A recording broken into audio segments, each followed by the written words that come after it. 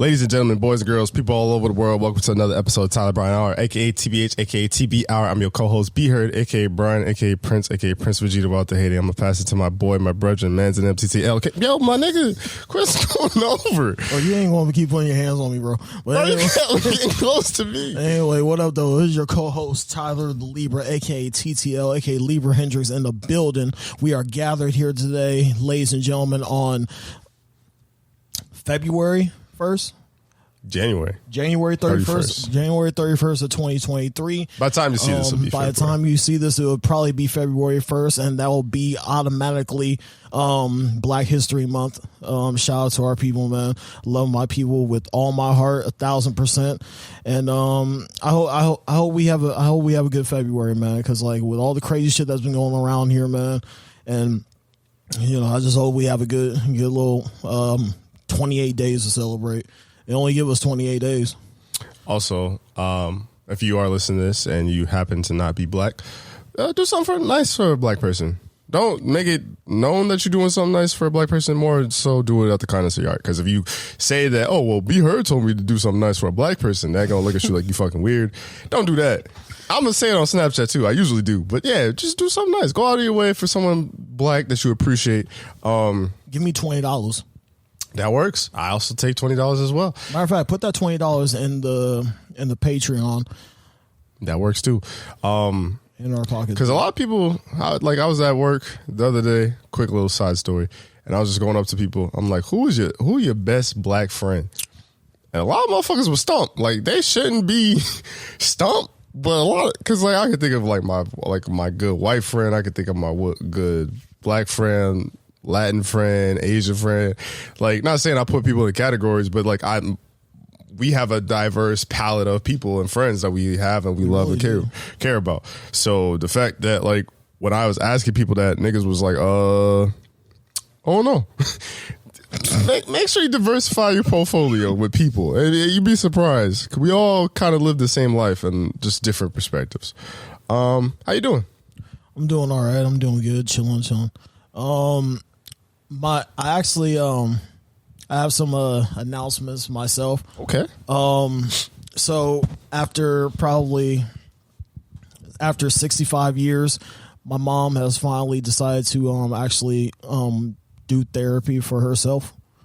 I think her first session is like this Friday.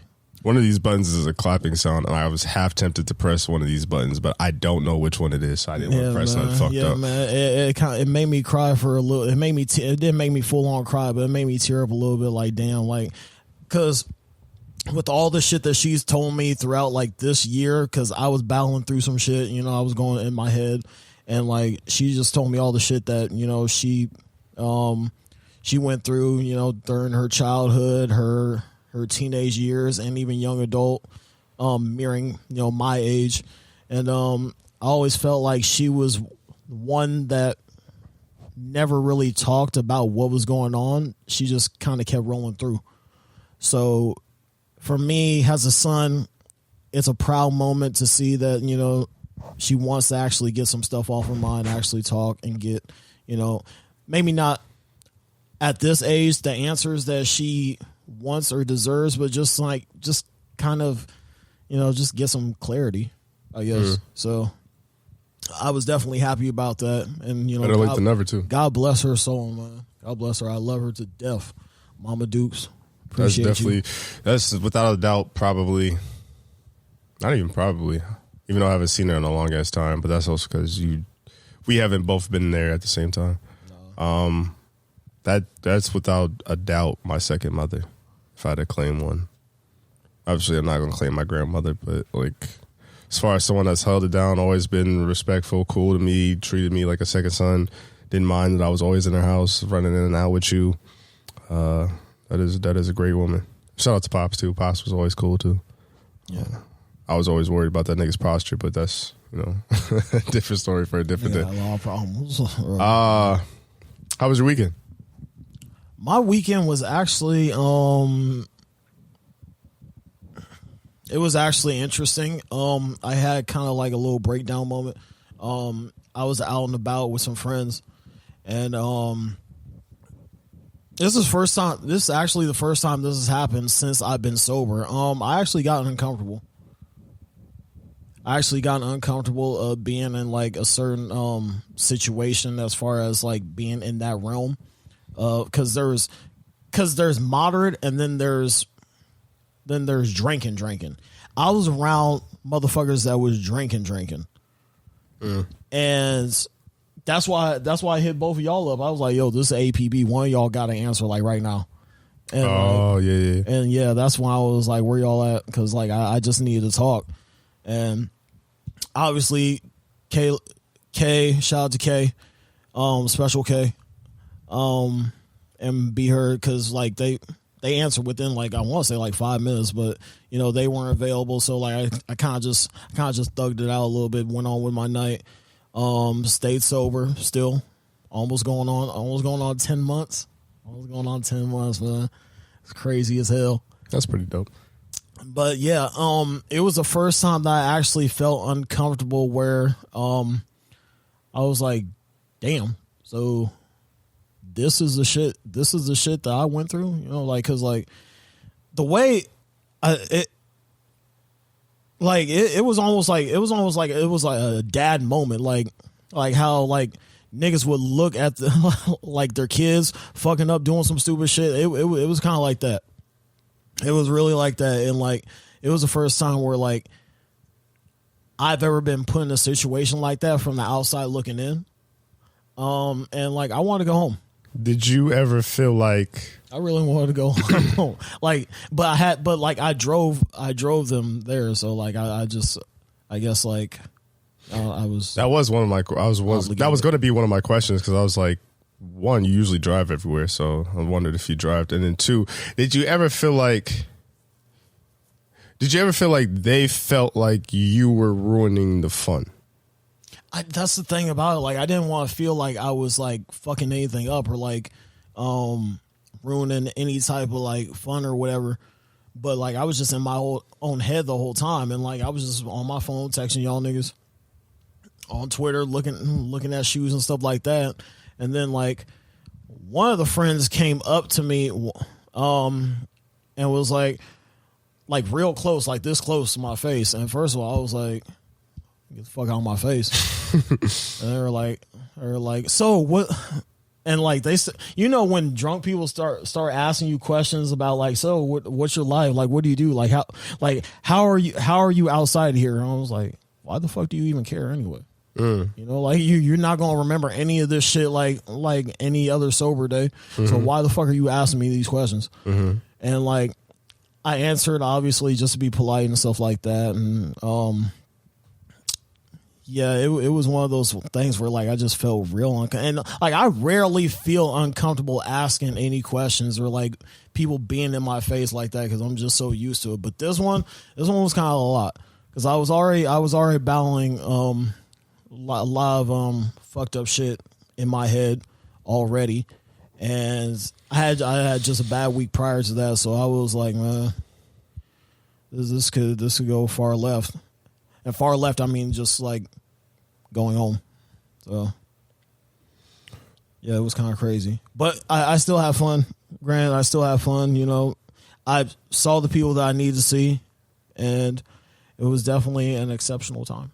Were you in an environment that you didn't feel like an unfamiliar environment? Because you know a lot of stuff around Des Moines, at least. So maybe you were just in an environment you ain't really seen or been around in a whole bunch of times. We was on Ingersoll Tab. I haven't been to Ingersoll Tab in probably a good 2-3 years. Could be because of that. Maybe it was like a tight-knit space and the niggas is up close. Like, I don't... Because I'm usually pretty comfortable anywhere on Ingersoll. Because it's literally right down the block. So yeah, true. Well, I'm glad that you was able to manage it. And yeah, man, I didn't think I was going to get out of there alive, man. By alive, I mean like sober.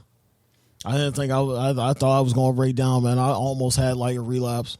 So that's why it was urgent for me to text or call one of y'all niggas or even hang out with one of y'all, because I was really just trying to leave and meet up with y'all or something. But were you with people that you knew though?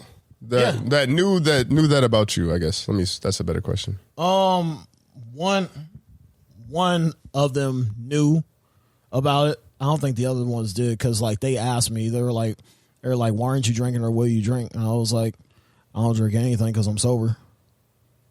And they were like, oh, really? I was like, yeah, 9 months. It's like 9 months? Wow. I was like, okay. Yeah. I wish that people could make that a little bit more social acceptable of like, no, I'm good. I'm not drinking. Like, it's not like you're just trying to fuck up the vibe. It's like some people just generally just don't want to drink all the time. It's not the fact that they like, it's not the fact that they got, and like, I like that they didn't get mad or whatever. Like about like, oh, why is that? Like, why are you not drinking and stuff like that? And like, I told you why I'm not drinking. And like, it's still, I wouldn't say it still bothers me, but it's kind of one of those things where it's just like, you know, like I'm kind of tired of asking this, you know, it shouldn't be, I'm tired of telling this. It shouldn't be one of those things where like automatically you just, you know, just assume that I'm not having fun or I'm not drinking. You would think that, but as someone who constantly goes on hiatuses of drinking, just because the older I'm getting, the more I realize I don't like drinking. Shit don't taste good. Shit don't feel good. Shit's stupid as hell, man. Shit's not only a temporary feeling, and even then, that temporary feeling doesn't last long enough to justify the fucking hangover that I have the next week. But you would think that all the years of niggas knowing me and be heard, still being be heard, regardless if I'm high, drunk, or indifferent, that I should still be accepted wherever I'm at. It still be bothering niggas to this day. Talk about, oh, you don't drink or you don't. It's like, fam, first of all, say I drink. I'm never going to get to some of the levels that y'all niggas used to get to. Like, some of the levels that niggas would get to is like they almost wanted to die. And it's just like, I always kind of looked at them like, what the fuck? So, I don't know. I'm really a social drinker. I kind of chalked it up to that. But like sometimes, like even like when I'd be sad or pissed off, like I'd lose in a tournament or just had a rough day, I would kind of have a beer or two at home. But even then, I don't do that. Like I'm kind of cool on drinking and smoking. Like being sober is okay. I don't know what y'all niggas be going through, but trust me, it's okay. So proud of you that you didn't relapse. I was kind of curious to see what was going on. Try to answer you as soon as I could see it. But yeah, I'm glad that you felt like niggas could be there for you. But I think in my weekend, I ended up getting sick Thursday and Friday, so I called out of work, and I think I just kind of took it light, just because I'm going to Chicago this weekend, so the only thing left I got to do is pack and do laundry and then pack, and then I didn't really train. My bracket doesn't seem too crazy in both games. It's people I don't know, so they could still be killers and monsters and everything like that. But I'd rather go against the thing I don't know rather than the thing I do know. In the sense of like a tournament, like it'd be like, This really don't work no more. If I go to a tournament, like if I go play basketball, right, against Joe Schmo down the street, I don't know anything about Joe Schmo.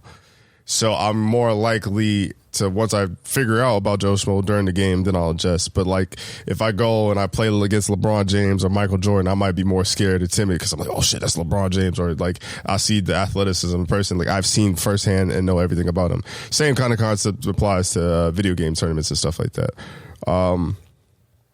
So I feel okay with my bracket. I think one game's Friday, one game's Saturday, so I don't have to worry about playing on both days. Wait, so you leaving? Sorry to interrupt, but you leaving Friday morning or I'm leaving Thursday morning. Thursday morning? Mm-hmm. So you'll get there straight. It's like 5 hours. Yeah, probably get there around 4 or 5.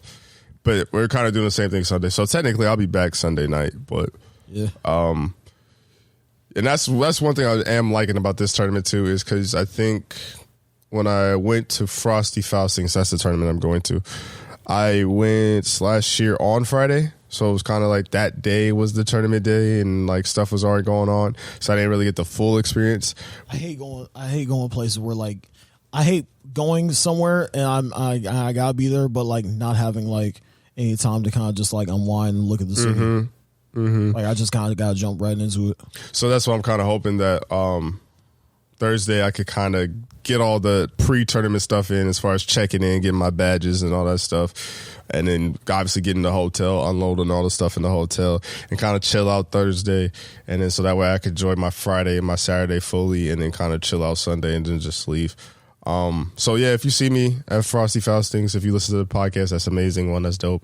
Let's take a picture, man. Just don't be on the weirdo shit. Like, respect my space. If you see me with my mans and them, just respect me. I mean, I probably as long as I'm not like, as long as I didn't just lose in tournament or I'm like eating or something, I don't see a world where I wouldn't say yes to a picture. I think that'd be sick. So if any of y'all like are listening to this or you watch the YouTube channel, yeah, come up, be like, yo, be heard, I'm a fan. I'll take a picture with you.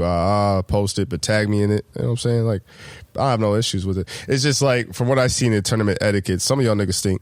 We gotta just be honest. Some of y'all niggas do stink. And then some of y'all don't have social cues. Like somebody you're a fan of will lose in the tournament, be pissed off, be mad, frustrated, and then y'all come up to them immediately after, yo, can I get the autograph? Can I get a picture? It's like, oh, come on, niggas, like, have some decency.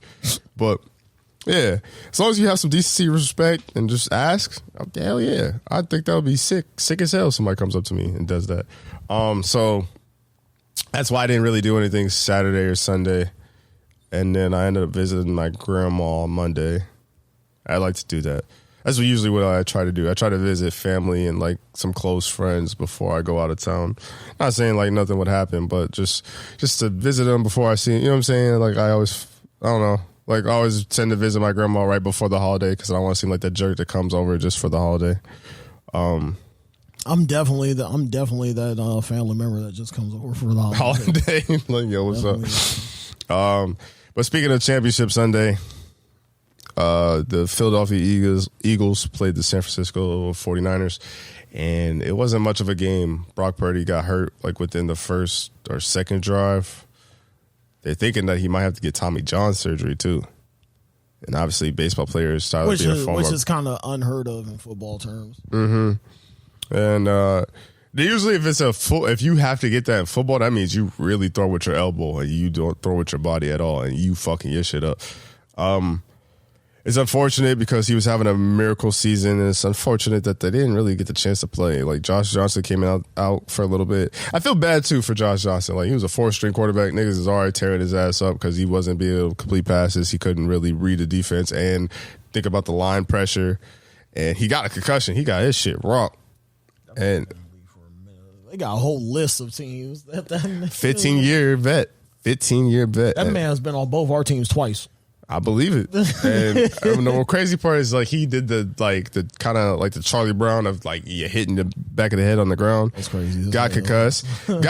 So they had to bring Brock Purdy back in. Like, yo, my nigga, we need you.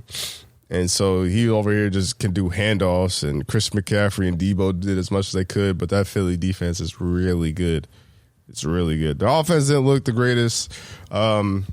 A.J. Brown didn't really shine out like he was supposed to. Devontae Smith had an amazing catch on the sideline, but then they said that wasn't a catch. But the running game of the Eagles is really good, and I think that running game and that defense is something that you could bring to Arizona, something you could bring to Kansas City, Philadelphia. It don't matter. That shit travels. Any thoughts or opinions on the Eagles and 49ers game? I didn't watch that game, actually. I was actually when the NFC game was on, I was actually asleep. I was catching up on sleep, but like as far as those teams go, man, my boss is actually a 49ers fan. His nigga came in mad as hell talking about something. We went through 3 quarterbacks, but yeah. I personally love it. My team being in the NFC, I gotta root for an NFC team. That's just how it goes. That's pretty much just the unwritten rule. So, go Eagles. And I got a couple. As a matter of fact, I still got Eagles jersey up in there. Yeah, I'm gonna definitely wear that bitch. Definitely wear that bitch this weekend. Next weekend, because next weekend. You got the Dawkins, right? No, I don't got your daddy. I got watch your fucking Westbrook. That's what Westbrook. I got the Westbrook one. Aren't they both named Brian? Brian Westbrook. Yeah, that's why I said that. Fuck you. I got your daddy. You ain't shit. I need to get me a Weapon X jersey though. That shit. That nigga, ain't nothing scarier than a football player that says scriptures. Like that nigga was trying to kill niggas while preaching. That's crazy. Well, I saw that nigga.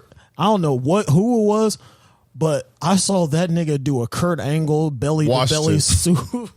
When he grabbed that nigga, scooped him up, dumped him on his head, that was Washington. It was in front of the sidelines, all type of shit. That nigga just flexed like, oh! I was like, oh hell no. Okay, well, man. Yeah, I mean, shout out to Mike Shanahan. Mike Shanahan that nigga was turning water into wine. I mean, to work with 3 different quarterbacks. Trey Lance is supposed to be your future. Then he gets hurt. To go with Jimmy G. Jimmy G looks like old Jimmy G. Then he gets hurt. Then Brock Purdy comes in, Mr. Irrelevant, does what he does, leads you guys all the way to the NFC Championship game. It's an unfortunate way to end, but that's how the cookie crumbles sometimes. Y'all just got the injury bug at the worst time. But yeah, shout out to Mike Shanahan for doing what all he did. Or Kyle Shanahan. Kyle. Yeah, because Mike's his daddy. I mean, shout out to him too. I mean, Mike Shaw's legendary. Yep, coach. that's why I say shout out to him. But shout out to Kyle, doing everything that he did and he could do. Well, since you didn't see that game, I watched the Kansas City and Cincinnati game, but I kind of was on Discord with the squad with RNO. So shout out to RNO. So I was watching it, but I was watching it with the sound off. You want to what is your thoughts and opinions on that Kansas City Cincinnati game? As far as the game goes, I liked both of them being there. I think they both deserved to be there. True. I thought the O-line, bro. That shit was that shit's kind of crazy. They need to be arrested, honestly. Which one? The Bengals O-line, bro. Because if Joe had an average, if he had an average, like a league average O-line, they would be nasty. I mean, they're nasty now, but they be the ones, boy. Shit, imagine what would have happened if they went to the Super Bowl against Philly's line. Number 7 had 2 sacks and a forced fumble, like by himself. Them niggas would have, Joe Burrow would have got sacked more than 10 times. He has. And he's been sacked nine times, so like his number. So, but I thought it was a great game all around. I thought both teams showed up pretty good. Kansas D is a little bit better than I thought it was, actually. Yeah, I mean, you don't really get to that point. They've been on and off all season long as far as like on that side of the ball goes. True. I think it's mainly been their secondary. Chris Jones is playing phenomenal. He's playing like a defensive player of the year type of season, but he's a defensive tackle. So I don't know how much love he'll get, especially when it's like, I think Joey Bosa, is that the one that plays for San Fran? I think Nick Bosa, he had 18 and a half sacks. So it's going to be hard for Chris Jones to win the defensive player of the year. Maybe he gets it off the strength of winning the Super Bowl, but Kansas City's defensive line and their linebackers are unreal. Secondary can kind of be shaky, and then Patrick Mahomes is him. Just to be on a bum ankle, have a starting offensive lineman out. Kelsey kind of got banged up. Juju Smith-Schuster got hurt. Throwing the MVS and more on a bum leg, and then you still scramble for that run at the end, towards the end of the game, and then you get touched on the sidelines. Which defensive players, it sucks being a defensive player, and I feel for you guys, but it's at the same time like you can't touch the quarterback. And then it was a young player. I think that was his like second year in the league, and I kind of hate social media because I didn't want to even see the clip of the old dude. I was going to say, did you see the clip of them walking? Yeah. I watched it on mute. That was lame. That was kind of lame. I watched it on mute, but I mean, I get it. I mean, it's literally like, it's weird. Like, people always say that had that one play not happened, then it would have been a completely different game. But there's millions and millions of plays of if all 11 players did their job, then you wouldn't even been in that situation to begin with. But it's so hard because one play always stands out. And obviously that was the one play because it was towards the end of the game.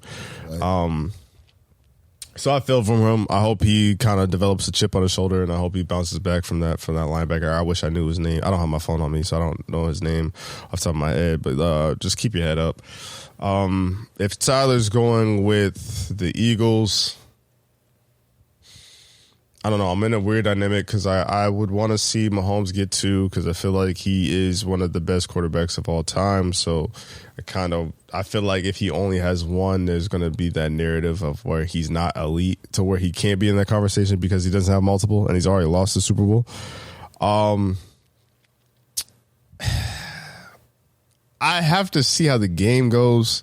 Because like I said before earlier in the podcast, defense and running game travels really well regardless of where you at.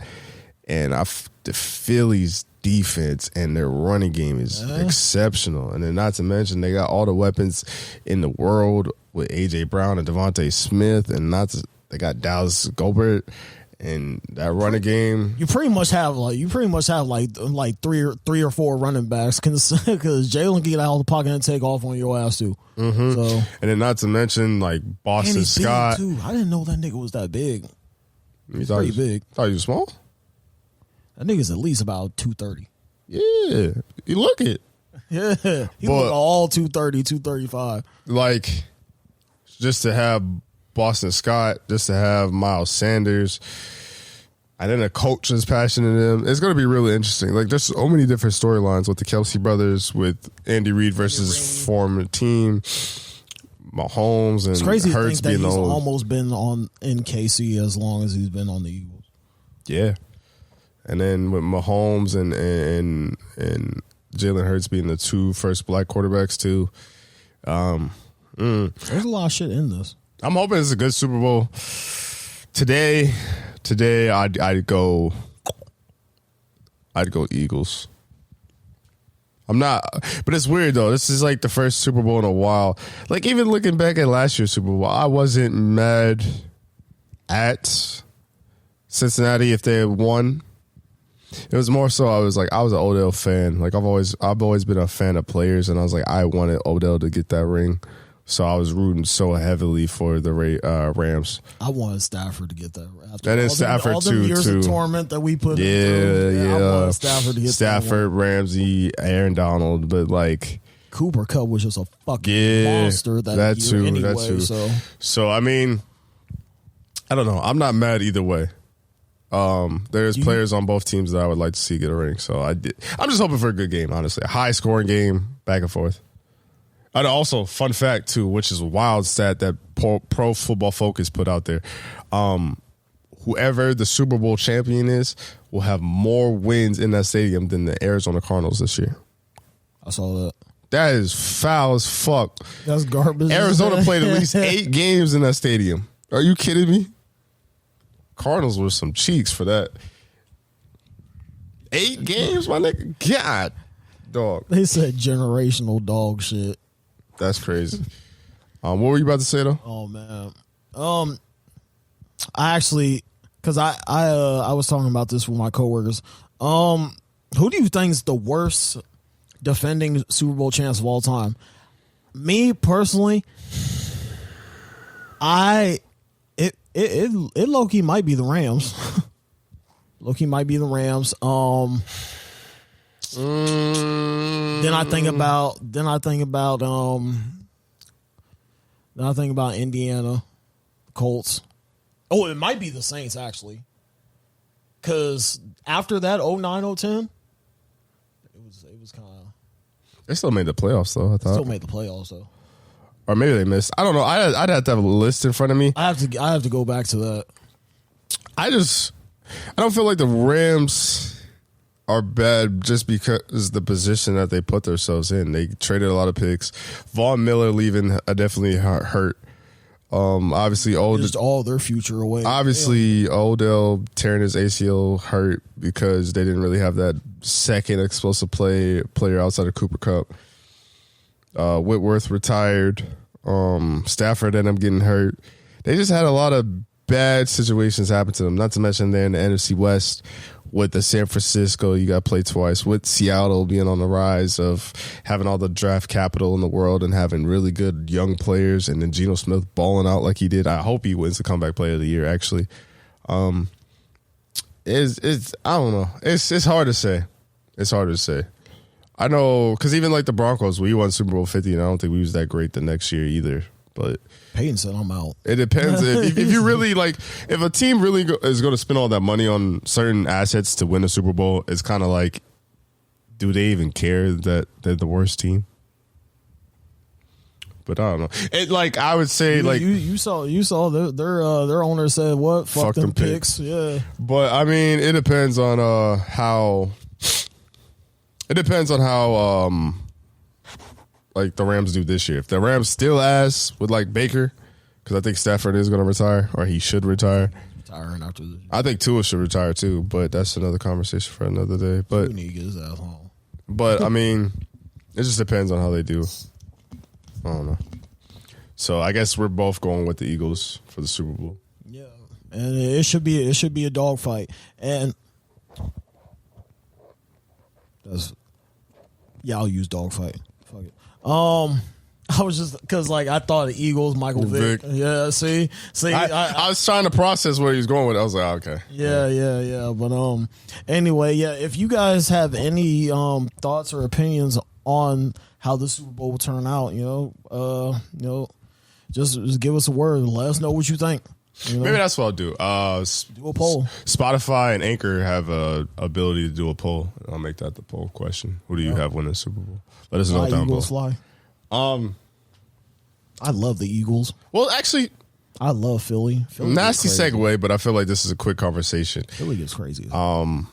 Chandler Parsons, speaking of dogfighting, Chandler Parsons said that I don't know if you guys seen the clip, but the last weekend, LeBron James and the Los Angeles Lakers took on Jason Tatum and the Boston Celtics in Boston. It was like a tie game, and LeBron had a clear layup that Jason Tatum hit him on the forearm. Clear as day that he hit him on the forearm, but the ref didn't call it. So LeBron was very theatrical, very animated, kind of rolling around on the floor, pouting and like not pouting, but like slamming his hands on the ground. And if you've seen the clip, you've seen the clip. Chandler Parsons, a former NBA player that played for the Dallas Mavericks, the Houston Rockets, and Memphis Grizzlies, said that if he could have been, I don't know, he was kind of mid. For how good he should have been, he was kind of mid. He said that if he was to see his dog get hit by the mailman. A French bulldog of that. French bulldogs are cute. I like French bulldogs. And then he said, he basically said that if his dog got hit by the mailman, he would not react like that. And I feel like there's two different ways to go about this. At least one, let's acknowledge the elephant in the room. That's a nasty ass comparison, too. I'm not even going to go there. I'm going to say that you don't love your dog as much as you say you do, Nick. I don't know if I'm rolling on the floor, jumping and doing all the theatrics that LeBron did, sure, but... You got to admit, that was corny as hell. To what, LeBron? Yeah. Why?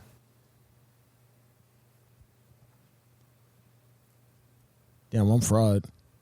But yeah, but I don't know, man. Because like when I saw all that shit, bro, I was like, it's on. Like I get you as a athlete, in that profession, playing at a high level at 20 years. You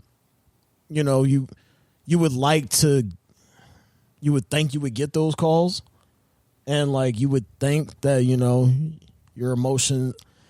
You wear your emotions on your sleeve, but like I don't know. That was just personally me, because I'm obviously not that great, as far as being in that position.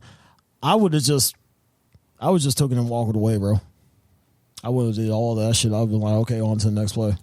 See, I'm the complete opposite. I feel like that would have been the same as that nigga. I feel like that's weird. Only because it's just like, my nigga, if you care about something so much, you go and show emotion. And then on top of that, nigga, I think it's weird if you blatantly got fouled, you thought you got fouled, and you was just like, oh, okay. And then they come back at the backstage interviews like, yeah, I thought I got fouled. I thought it was clear foul. He didn't call the foul. I'm not trying to be made a meme, bro. I mean, yeah, but at the same time, I show my passion. Because I feel like, to me, I mean, granted, I would talk to the ref. I would have done the same shit Pat Bev did. I would have got that camera. That shit was hilarious. That was a top 5 meme of all time. They got it. He got it with that one. That was great. That was probably the greatest technical foul I've ever seen. Because he's like, nigga, you don't see the shit? You can literally slap my arm. But Pat Bev might be the best supporting character I've ever seen in this sitcom. But what I'm saying is, like, truly, to me, that's more of a natural reaction than to not react. Like, I feel like there should be more people that react. I get if Chandler Parsons is saying that you shouldn't react that way, and Tyler's saying you shouldn't react that way because it's an influence on the kids, then sure. But at the same time, you should be allowed to be emotional. It's an emotional sport. It's a lot of blood, sweat, and tears you put into the sport. So for the people that, whether they gamble, whether they're just fans, whether they're coaches, whether they're students of the game, the niggas that get mad and irate when LeBron don't make a shot or LeBron miss or LeBron takes off defense and doesn't do this, so the person gets an easy layup, easy jumper, easy whatever, you should have the same standard for the refs. And refs be fucking up a lot. And granted, even with the Bengals game, talking about the Kansas City Chiefs got all these calls because they had the refs on their side. Nigga, y'all can still, to this day, every time niggas bring up refs to me, whether my team, obviously my team benefited niggas more. Literally had an extra down. But hold on. But like whether my team benefits from the refs or not, because I'm a Boston Celtics fan, so they literally did. There's never been a game where niggas is like, you know what? That was great officiating. The refs called that game perfect. Never in the history of nigga, never in the history of sports, never in high school, college, football, little league, whatever the fuck. There's never been a game where niggas called the game straight up. So for people to just sit here and complain about how LeBron is reacting, I think it's weird because it's just like, that's a natural reaction. Like, he can't believe that he got hoed. What do you want him to do? And then for Chandler Parsons to say something like that, it's just like, nigga, you wasn't even good. You didn't stand out. Like, you didn't do anything on the court to impact the court. Because I could have sworn there's probably been clips of Chandler Parsons getting mad. Every NBA player has gotten mad and upset. Like, I remember, I don't want to say the court because I guess that would be a dead giveaway, but I played AAU ball. And, like, I was driving to the lane.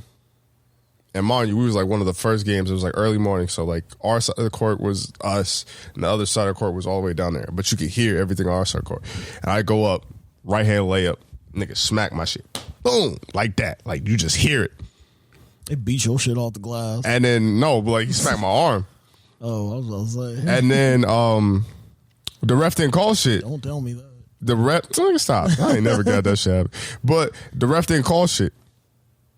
And I made a face like I did that. He was like, don't do that for. I think I had like 4 or something like that. He was like, don't do that for. And I'm like, nigga, like, you serious? I'm looking at him like, yo, but you don't hear that? So you could see my face and call me out on my face, but you can't call the slap that. You just slapped the shit out my arm. It's like, come on, my nigga. Like, that's what I'm saying. Like, that's bad officiating. And the officiating knew that they made a mistake and they acknowledged the mistake. So it's like you can't even really be mad at LeBron. Listen, don't get me wrong. I'm not mad at his reactions on how he reacted. That's how he is, he's expressive and wholeheartedly for that. It didn't look right in that moment, especially when you're trying to.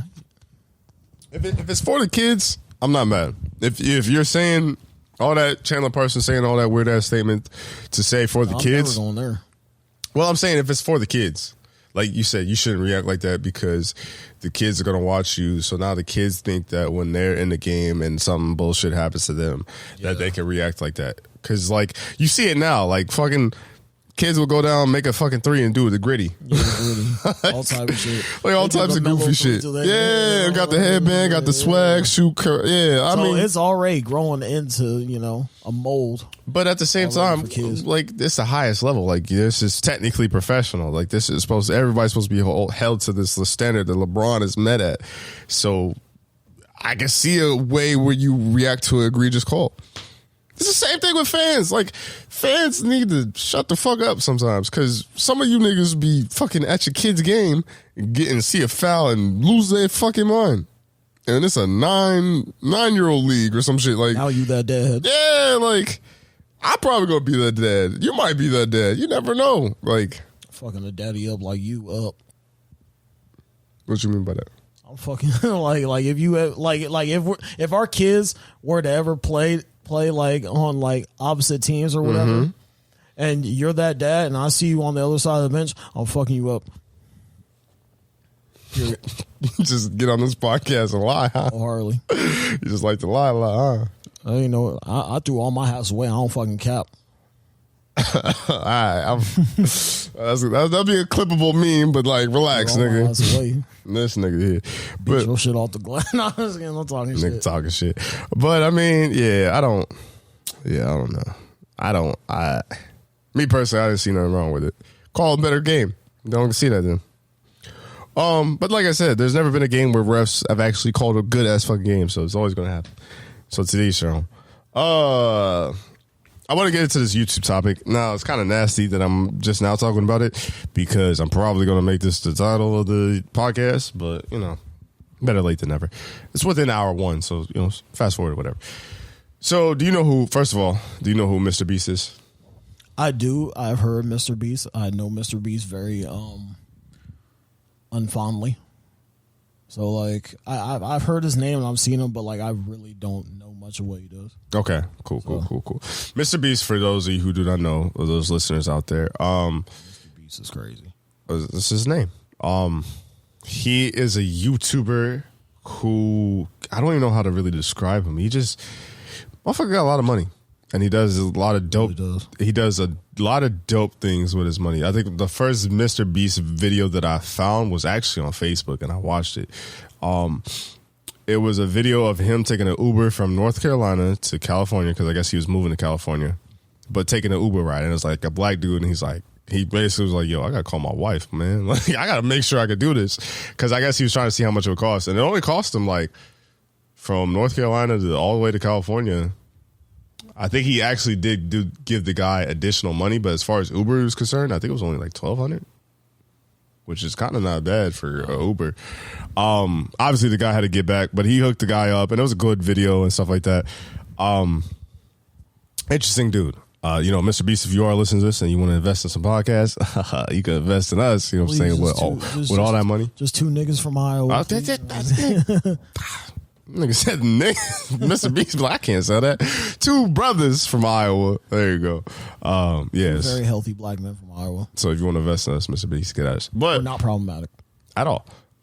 So Mr.Beast made a video recently, and he cured blindness for 1,000 people. Which is dope as fuck. And the way he did it was basically think of like your car. And is it people that are, hold on, because like I have a question with this one. Is it people that are going blind, or is it people that have already blind? Well, I'm about to explain. So think of your car, right? Think of your car in the wintertime where it's all fogged up. And then you defrost it, right? So then you clear up the fog. I guess in our eyes, people have that to where they have that, where their eyes are essentially like foggy. So I think that's cataract or glaucoma, one of the two. I don't think it's glaucoma, but I think it's cataract. Basically, the procedure was that they would take a small vacuum and then clear all that dust or that fog that's in your eye and gave you like a artificial like lens, basically. Is this basically giving you like a new lens, like a new screen protector, if you will. Which is wild. Nigga, don't. It's wild. I'm trying to just relate it to the layman who didn't watch the video. I'm just explaining the video right now. And he did that for 1,000 people. And I'm watching this video. And it's not even 1,000 people in the United States. It's like he went to like Africa, he went to Mexico, he went to like 10 different countries basically.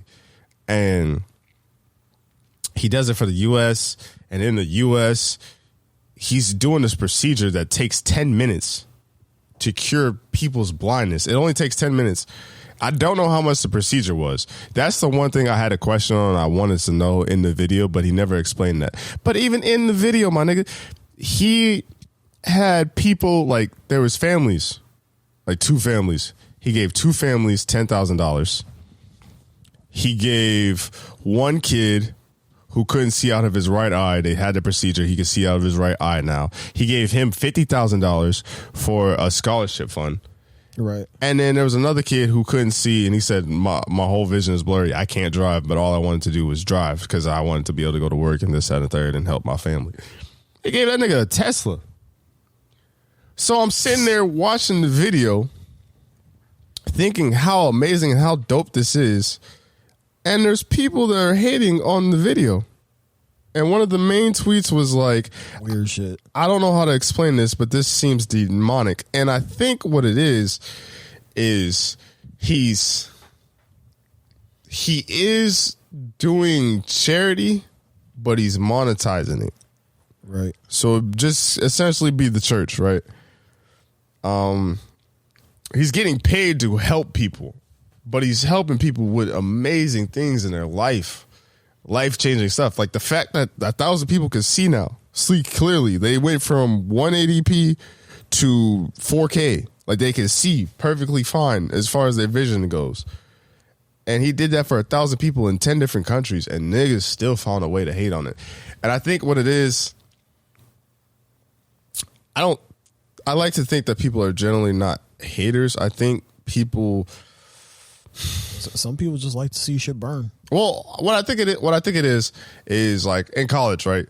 I used to tell like all my college teammates that I didn't get pissed, and by telling them that, them niggas got pissed. Motherfuckers made it their whole primary mission to make you mad about. Well, but that's what I'm saying. Is like, even to this day, I still don't think I get pissed. I think the best way to describe it is I get annoyed. I do get annoyed. I will say I am easily annoyed, but you're frustrated as hell. No, I would say annoyed. I feel like frustrated. There's nothing you could do about it. Like I don't care enough to where, like I feel like frustrated. Like I let it bother me and it would fuck up my whole day. Shit don't fuck up my whole day. Like it's always a temporary feeling. That's why, like when I equate a mad to, this might not even be a textbook definition. So if you're like, that's the textbook definition of mad, fuck you, nigga. But my textbook definition of being mad is something that you do that you can't like take back. Like you were like, if I got to the point where I was so mad that me and you fought, I can't take that back. Or I don't fuck with you anymore because I got so mad that I did. Like that's something that you can't take back. I've never been to that point. So if that's not mad, if that's extreme mad, if that's whatever the fuck, then sure. But I say all that to say that by me saying that in college, I felt like people viewed me as not normal. And I feel like that's what drove people to kind of what you said, like basically make me mad. And then that's the whole thing too, like to tie it back into Mr.Beast, which I will in a second. But to go back to the college story, is like niggas was like, oh yeah, well, you could easily fuck Brian's girl and he won't get mad. I was like, nigga, no, I'm not a cuck. Like, I just said I didn't get mad. Like, if somebody did fuck my girl, I would just leave them. Like, fuck that. Like, I wouldn't stay. I wouldn't be like, oh my God, no. Like, what the fuck? I'm not finna dwell on that shit. I'm finna, all right, fuck both y'all. I'm out. Like, that's why I never got with that whole argument. I was by myself, so I was like back against the ropes fighting by myself. But I hate it when they use that example. They would all crack up and be like, oh yeah, Brian, you could just fuck Brian's girl. He not gonna get mad. I'm like, nigga, I'm not a cuck. That's not what I'm saying. What I'm saying is I would not get mad. I would just leave him. The fuck I'm finna stay for? Fight for that? And a nigga in Tennessee? Call back. But, that's crazy. Yeah, so I feel like that's what people I feel like that's what people view Mr.Beast as, is like he's not a misogynistic, he's not a racist. He's just a nigga that wants to help people with the money he got. And I feel like people just want to find something to hate about him. and I don't understand why. This nigga cured blindness for 1,000 of people. Thousands. And niggas found a way to hate on him. Any thoughts and opinions on the video's dope too? It's only an 8-minute video. Talking about there's more than 1,000 people in this world. Basically. Talking about. It's like, fam. Get the fuck out. Man, I think if anybody, I have no ill will against anybody that is doing something with their money as far as, you know, helping the people around them, just having just random spurts of just kindness and, you know. I mean, he's always doing it, so it's not even random. Yeah, the world definitely needs more people in that position with that type of money to be able to do some crazy, wild, nice shit like that. I wholeheartedly enjoy that. It actually brings love to my soul. Bro, I was watching the video and getting like chills and goosebumps, and I was like, damn, this is like dope. I think what it is, having that much money and then just being able to help everybody around you. I think what it is too is I'm buying everybody Wranglers around me. That's mad, right? See, I think what it is, and I was kind of thinking about this too. Everybody loves Wranglers. I think what it is so you know me. Anyone that's listening to this podcast, you know how bad that I want to make it in life and be successful and help all my friends and family, right? Because I got a lot of dope and good people around me. I think what people kind of put onto Mr.Beast is you can't throw money. Money doesn't solve every problem, right?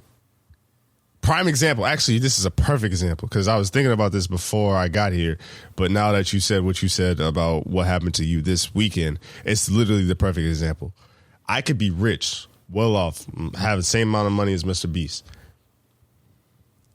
If Tyler had called me with the problem he had, and I threw money at you, that still doesn't solve the problem of me not being there and being able to talk to you and be there for you, to support you. And I feel like that's what people feel like. It's almost like they want Mr.Beast to have the feeling too. Because it's like, yeah, you could throw money on all these problems, but these people still have to go live their everyday life. Like, when that was just 4 people I listed. He helped one kid with $50,000. He gave one kid a Tesla, and then he helped 2 families with $10,000. There were still 96 people, say, at the like Los Angeles location that just got brand new eyes. And I can see a world where motherfuckers be like, oh my God, I can see now, I got brand new eyes. But then they see the nigga pull off in a Tesla. Or they see the nigga with $10,000, like $10,000 in cash. And they're like, well, damn, I didn't get $10,000. But it's like, but you can't put that on Mr.Beast though. I see it, like, especially like in my life, like, to just put it in perspective, like, I could have been there more for Zen. Like, who knows? Zen could still be here if I was there for that nigga more. It's something I slightly regret every day. But at the same time,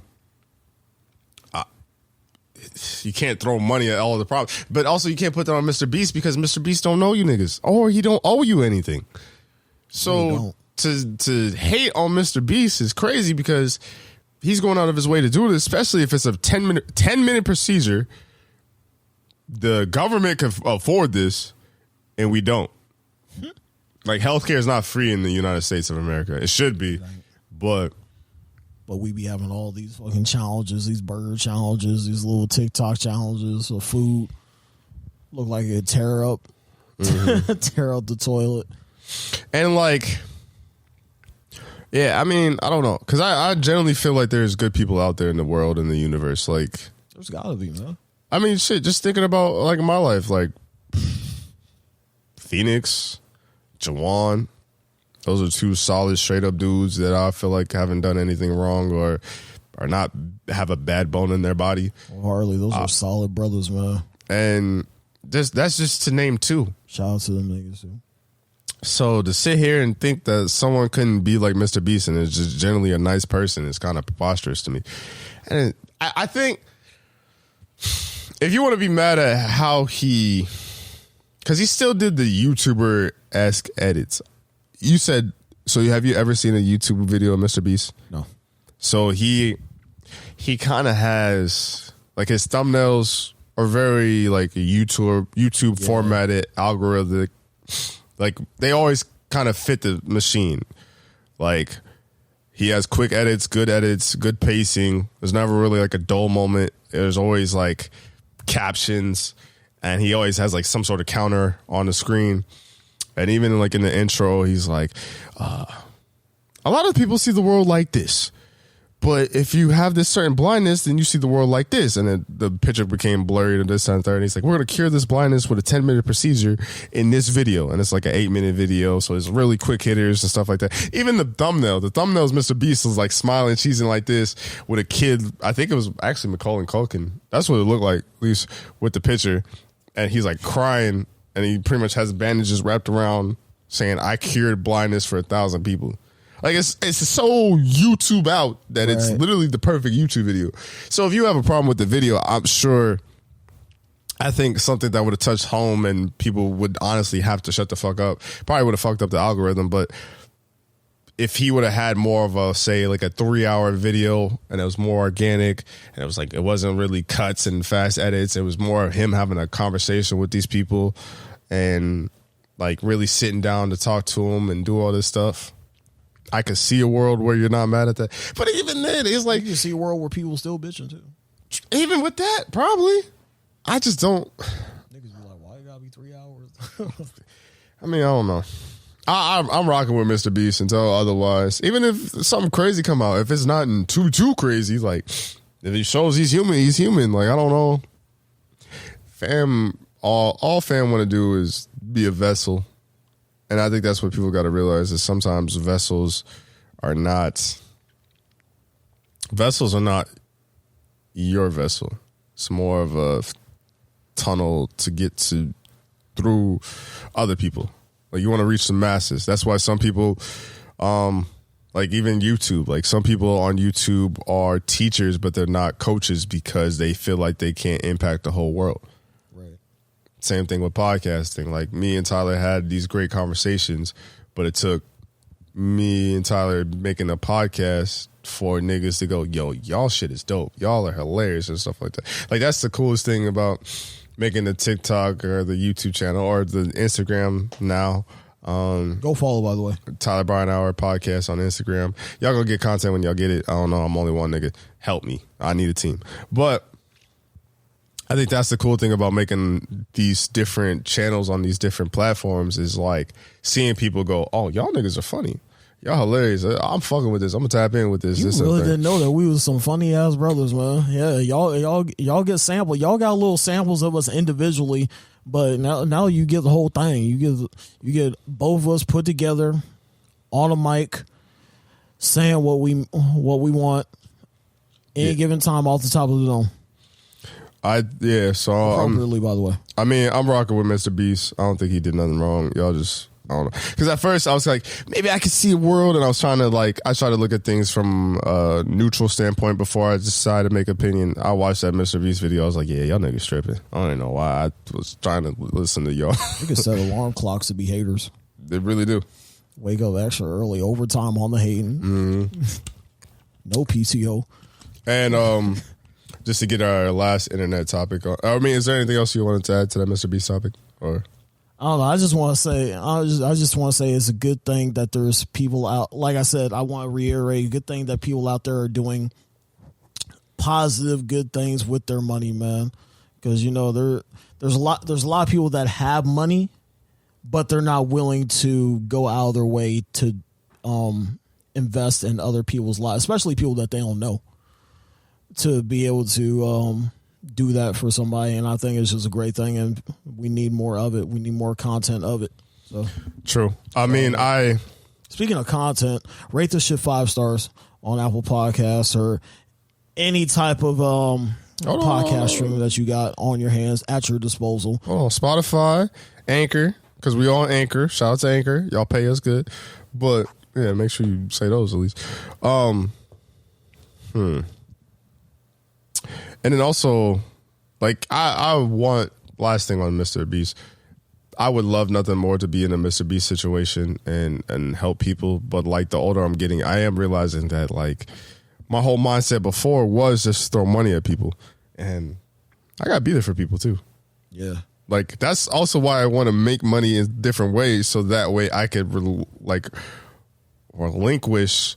Say that's why I want a team, so I can relinquish spending 3-4 hours on my desktop editing clips or editing the podcast. Like I want to be able to be there for my people and help them. Like, cause yeah, I could throw money and I feel like that would solve everybody around me's problem. But nigga, if I'm not there and they need me to talk to, cause like there's going to be conversations that you can't have with your mom, you can't have with your girl, you can't have with your therapist. There's going to be some homie conversations where it's like I just need to sit there and chop it up with the homies. Like I need a T and K situation, so I just wrap it up with them that I need to be there for.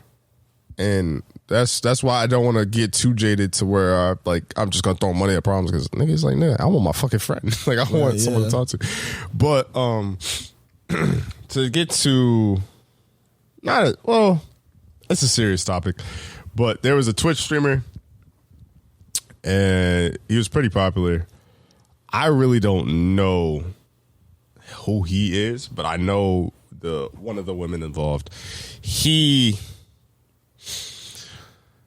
So I don't know if he purchased the deep fakes. I think he did. He purchased a deep fake of Pokimane and another woman streamer. And obviously they were doing sexual things. I think it's crazy to purchase a deep fake. I think it's crazy to purchase a deep fake of, some of your peers. And I think the other woman streamer was his girl's best friend too, ironically. What? Yeah, I just feel like that's I generally do feel bad for women out there. It's got to be hard, especially if you're pretty. Like sometimes I'm almost grateful that I'm just a medium ugly dude, and well, I mean, because I don't realistically, I don't have to worry about that. I don't have to worry about someone purchasing a deep fake making me do shit that I never did. Right. And especially to get sexualized like that. Like me and Tyler are both heterosexual straight males, but somebody can make a deep fake of us doing some wild shit, doing some shit that we never did, and now we have to defend ourselves, or now we have to be putting ourselves in a different light to not even say that. Like Pokimane is obviously a woman streamer, one of the top woman streamers who doesn't like sexualize herself. She's just literally a woman. Right. So the fact that she gets sexualized for this and someone purchases a deep fake, that's got to be scary. Like we get into some scary times of people purchasing deep fakes. And if you don't know what a deep fake is think of the Kendrick Lamar video where he had the different faces, the Hard Part 5 of like OJ, he had Jesse Smollett, Nipsey Hussle, and Will Smith. That's what a deep fake is. It's just that's what I didn't know what it was. What the fuck are you talking about? Yeah, that's what it is. So it's putting your face on someone else's body, and then if like obviously he purchased the sexual deep fakes, so it's pretty much putting their faces on porn stars' body doing sexual acts and stuff like that. And then he purchased it, and he had it on a tab that was open when he was streaming. Then he apologized and did all this, that, and the third. And it's just like, I just want to say it stems from porn. Because, like, the headcanon is, it's not surprising that someone would masturbate to a deep fake. But I think what it stems from is being overstimulated with porn. Like, think about it like this. Imagination. Your first introduction to porn is like Pornhub or all those sites, right? You don't even know what to look up. You just see the like homepage. Tubebait.com. And then you, throwback. It damn sure was. You just click on the video. And then you watch the video. You obviously get what you want. And then you have this unlimited access to all these videos. Like, I think one of the big things, you have an unruly nastiness to you afterwards. By the way, but that's what I'm building up towards. I think one of my things when I was younger was to look at like threesomes, because I always thought like a threesome was so crazy. And so I would watch them. And then obviously if you watch a decent amount of porn, you start getting recognized names and things of that nature. So then you start looking up names. And then even like think of like the pandemic and the OnlyFans craze. Now you get into a point where somebody you might know in real life or somebody you definitely want to see naked creates an OnlyFans. Now it's like you're not just watching porn. And I mean, sex workers and OnlyFans workers should get paid for what they do. But now you get to a point where it's like, now I can see that specific girl. Like, oh, I always like want to see her naked. She's so fine. She's so fine. Now I can see her. Now it's getting to the point where niggas might just purchase deepfakes. Like girls that are not even, like you have all this unlimited access of porn and OnlyFans. And even a girl who's just existing, not doing nothing, could potentially still be put on a deep fake and having sex. Like it's almost going to be limitless. Like if a nigga really wanted to put somebody's mama on a deep fake, he could. Like we're getting to that point.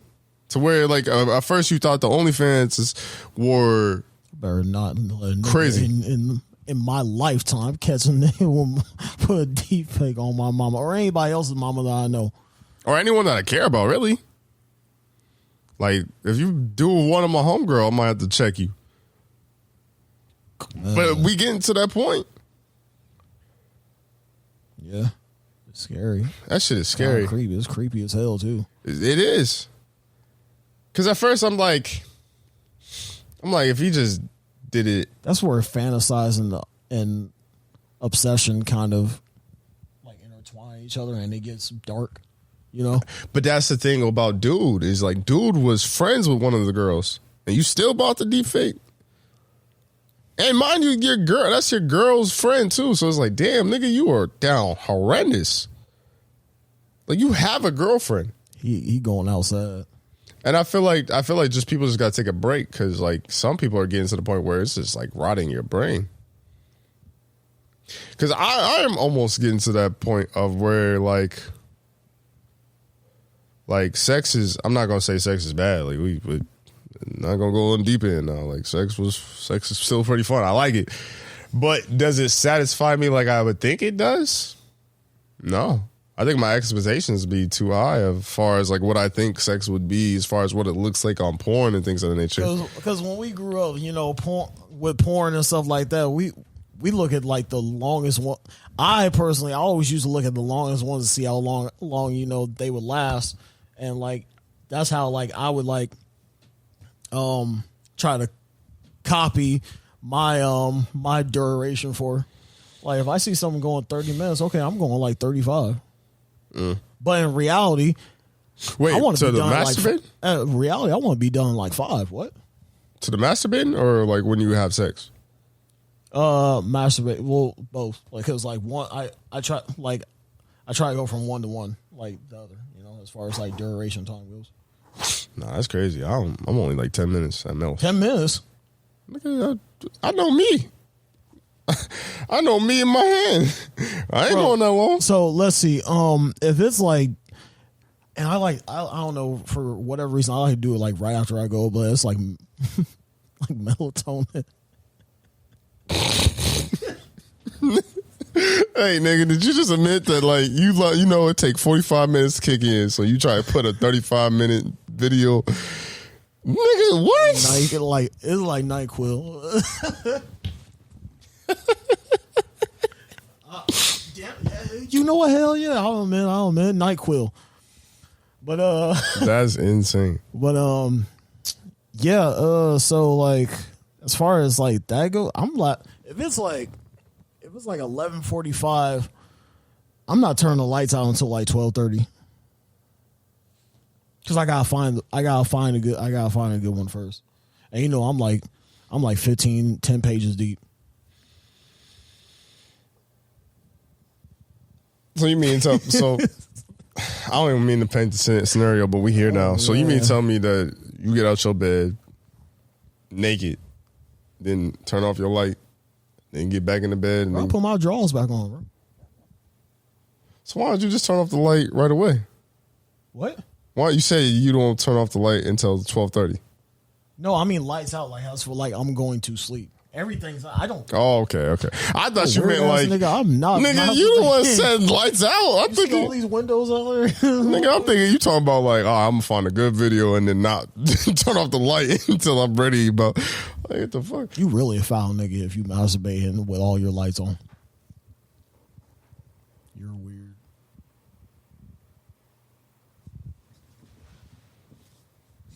Of all the things for you to scoot up, nigga, you definitely masturbate with the lights on. Cut out.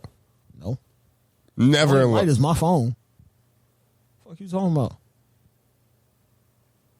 Even your TV. Nigga's off right now. That's different. What do I need a background for? I need a light just to know where it shoot. That's crazy as hell, man. What you mean? It's only gonna go one place. Especially if you on your back, it's only gonna go one place. It's only gonna shoot one place. It's gotta come down, right? Right. So it's either gonna end up on your stomach, legs, or sheets. But that's what I'm saying. I would like to know where it went so I could clean that up immediately. You can't feel it? Nigga, even if you go the blind leading the blind, you just gonna wipe and just hope you get it. You gotta at least know where it goes. You can shine your light to see where it goes. I guess that's true. But I also have If all of it end up on your sheets, I don't know what to tell you. You just gonna have to change your shit, right? Tired as hell changing your sheets in the dark. That'd be too much. You might need to see a doctor. If you like the nigga in Scary Movie 2. You fuck around sleeping, you're nasty ass. That's disgusting. You wake up, your whole body sticking to.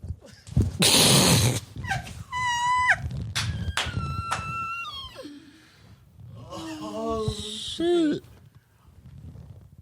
Oh my god. Damn, this one part of the couch feel crusty. Like, yo, my nigga, I can't move. What's up with your couch? I feel like I'm stuck. Yeah, bro, you gonna be dead for me. Don't let nobody come over either. Well, oh yeah, that's slobber. Man, in the middle of your bed, you was sleeping in the middle of your shit. Niggas try to put the angle like it's like a fucking No, they got the cheaters light on. They got the whole. No, they niggas try to lay in the bed like it's an outline from like a murder scene or some shit. Like, nigga, what the fuck? You was asleep like this? Got a whole chalk outline of your shit. But to go back to the actual topic, yeah, Y'all are nasty. I respect women. I don't know what else to say. Wholeheartedly. Don't purchase Don't be a weirdo. Don't purchase deep fakes. And also, if you feel the need that you have to buy a deep fake or buy a OnlyFans, just take a few days off, my nigga. Just recenter, refocus. Like, go outside and talk to real women. Like, real women are still dope. Real women still feel good. And all the sexual shit feel good. Trust me, it feels better than porn. Because that's get you a bag, nigga. That too.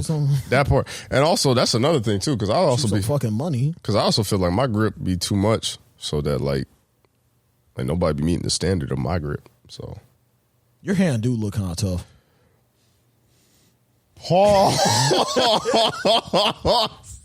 I was just saying because I've been looking at it. Like I've seen it for a while.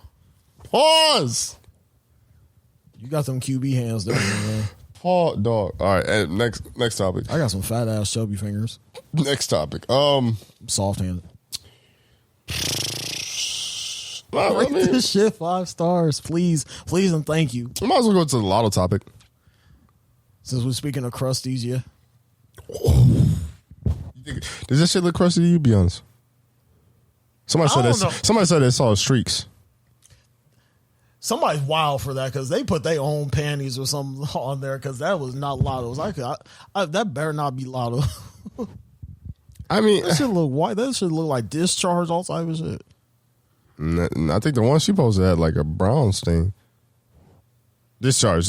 Not like she shit streaks, but discharge.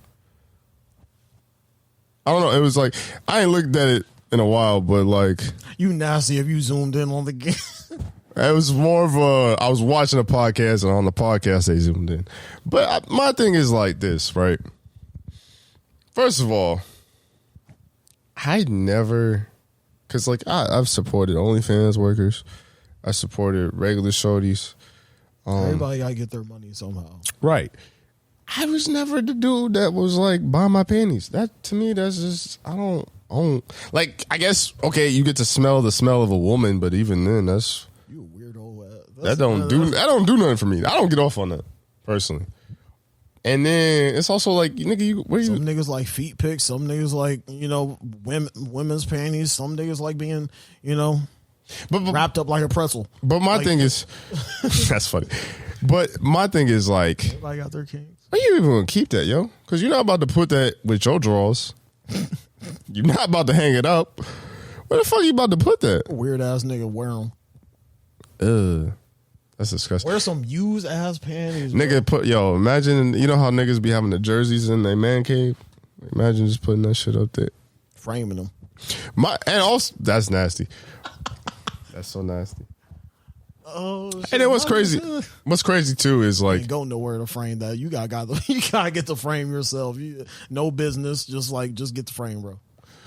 Just because there's things like with Latto and this whole thing. There's two things I think is ill, and by ill I mean dope. And then there's one thing I'm thinking like, oh, that really hurt. The one thing is like the first response of like, oh no, it's the panty police. Like I thought that was hilarious. I thought that was clever. And then the second thing, she went to IG and showed that she had really 3-4 pairs of those panties and showed her panty drawer. I'm like, all right, fam, it's not that deep. Like, really was. Like you took that to heart. And then, so that was the one where I'm like, yeah, that was kind of lame. But then to sell them, I thought was clever and was smart. And that shit, last time I saw it, that shit was over at 98,000. Just like a few hours ago before eBay is crazy. They took it all. They was like, all right, fuck it. Y'all niggas ain't bidding for this or even buying these. eBay took them off and like they said the final bid was like up to like, I want to say 101K. Damn. 101K, bro. That's life-changing money. That's life-changing money and you spend it for some panties. You got a little something on your nose. But that... Got it? Yeah, you got it. Look at me. You got it. Yeah, okay. But... I gotta look pretty. This nigga. Yeah, I don't know what's worse. The fact that she's selling it or the fact that it got to 100K. Like, there's a nigga out there that'll buy it for 100K. And then the crazy thing, too, is like someone that has that amount of money to buy it for 100K. Can you imagine a nigga Well, hold on. bypassing all his monthly bills? Well, no. What I was going to say is like whoever is buying it for 100K more than likely has a financial advisor. More than likely has accountant. Somebody that looks at your... So they're going to be like, yo, Dale, did you mean to buy Lotto's panties for 100K, nigga? Bob, I gotta speak to you about something. Who's Latto? You hit the lottery? Like, what the fuck is that? If you want me to, it says Latto here. If you want me to forward this more money into your bank account, I can highly do that. Oh no, I was taking it out. For what, nigga? Oh, I get it. Okay. Oh yeah. You trying to get a new car for son graduation. Okay, yeah. Nah.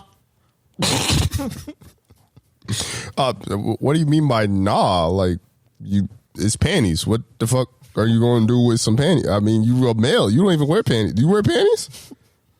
You wear leopard panties from Target? That's $10 for you paying for $1,000, $100,000. Crazy part about it is that celebrities use convenience stores like regular people. Go to Target, Kmart, whatever, the Walmart, anything may be. Mm-hmm. She probably got them bitches from, if not a Target, Victoria's Secret or whatever, Mm-hmm. And panties are not that high. Trust me. I bought them for my significant others. They not that bad, bro. They not that bad. Spend that money on your Valentine's Day lover, by the way. Victoria's Secret run specials all February long, I think. on panties, and treat your lover nice, or your significant other, or your side nice. Yo, buying the side panties is crazy. 2 for $3. Yeah, I don't. Well, hopefully she get the bag off of him. I mean, yeah, I'm not mad at someone. That's some scam if I've ever seen. I'm not mad at someone getting the bag, but yeah, because I feel like even I've bought packs. Like my go-to underwear now is Calvin Klein, and there's a 3-pack, and sometimes there's literally an all black 3-pack, and I buy that shit. So it's not like I'm wearing the same underwear. It just happens that I got still off the 3-pack. my American Eagle kid. I'll buy the shit. As a matter of fact, I need to get some more American Eagles. Eagle undies. And even then, those have a pack. Like most underwear have a pack. Some of them be different colors. Some of them be the same color. I mean, as long as they fresh. But to each their own. Why they wouldn't be fresh? To each their own. Actually, I do, because we kind of flying through these a little bit. Let's get to the goofy shit. So this is gonna be a goofy segment. It's gonna be this segment of the pod. It's gonna be a meme segment. So TLC. The channel. Did you know that? First of all, did you know TLC stood for the Learning Channel? I did not. There is a girl. Her name's Shauna. I don't know if you've seen her, but she had cancer when she was young, and the cancer kind of slowed her development. Well, I guess stunt her development as far as her body growing into a natural woman. This and the third. So she looks like an 8-year-old. Oh, yeah, I saw the picture of that. But she's 23. She's 23. And she's dating a 26-year-old who's a grown man, looks like a grown man. He's supposed to be some like traveling hunk or something. Like they sell them up to be like a dime piece or whatever. He's a good looking guy. But he's with someone that looks daughter-like. Yeah.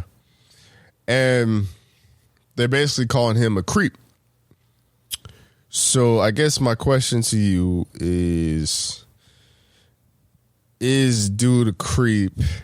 And if he is, what is Shauna supposed to do if she wants to find love? There's not a problem with finding love, man. So you don't have any problem with that relationship? Well, how old are they? 23 and 26. Oh, that's not bad. But she looks. That's a 3-year difference. But that's a 3-year difference. That's completely acceptable. But I hear you. No, but listen to me. She looks 8. Yeah, I get what you're saying. I mean, bro, I'm not even. Matter of fact, I'm gonna drop the ether right here. Nigga, she even sounds 8. Because I saw the picture. All I had to go off was the picture.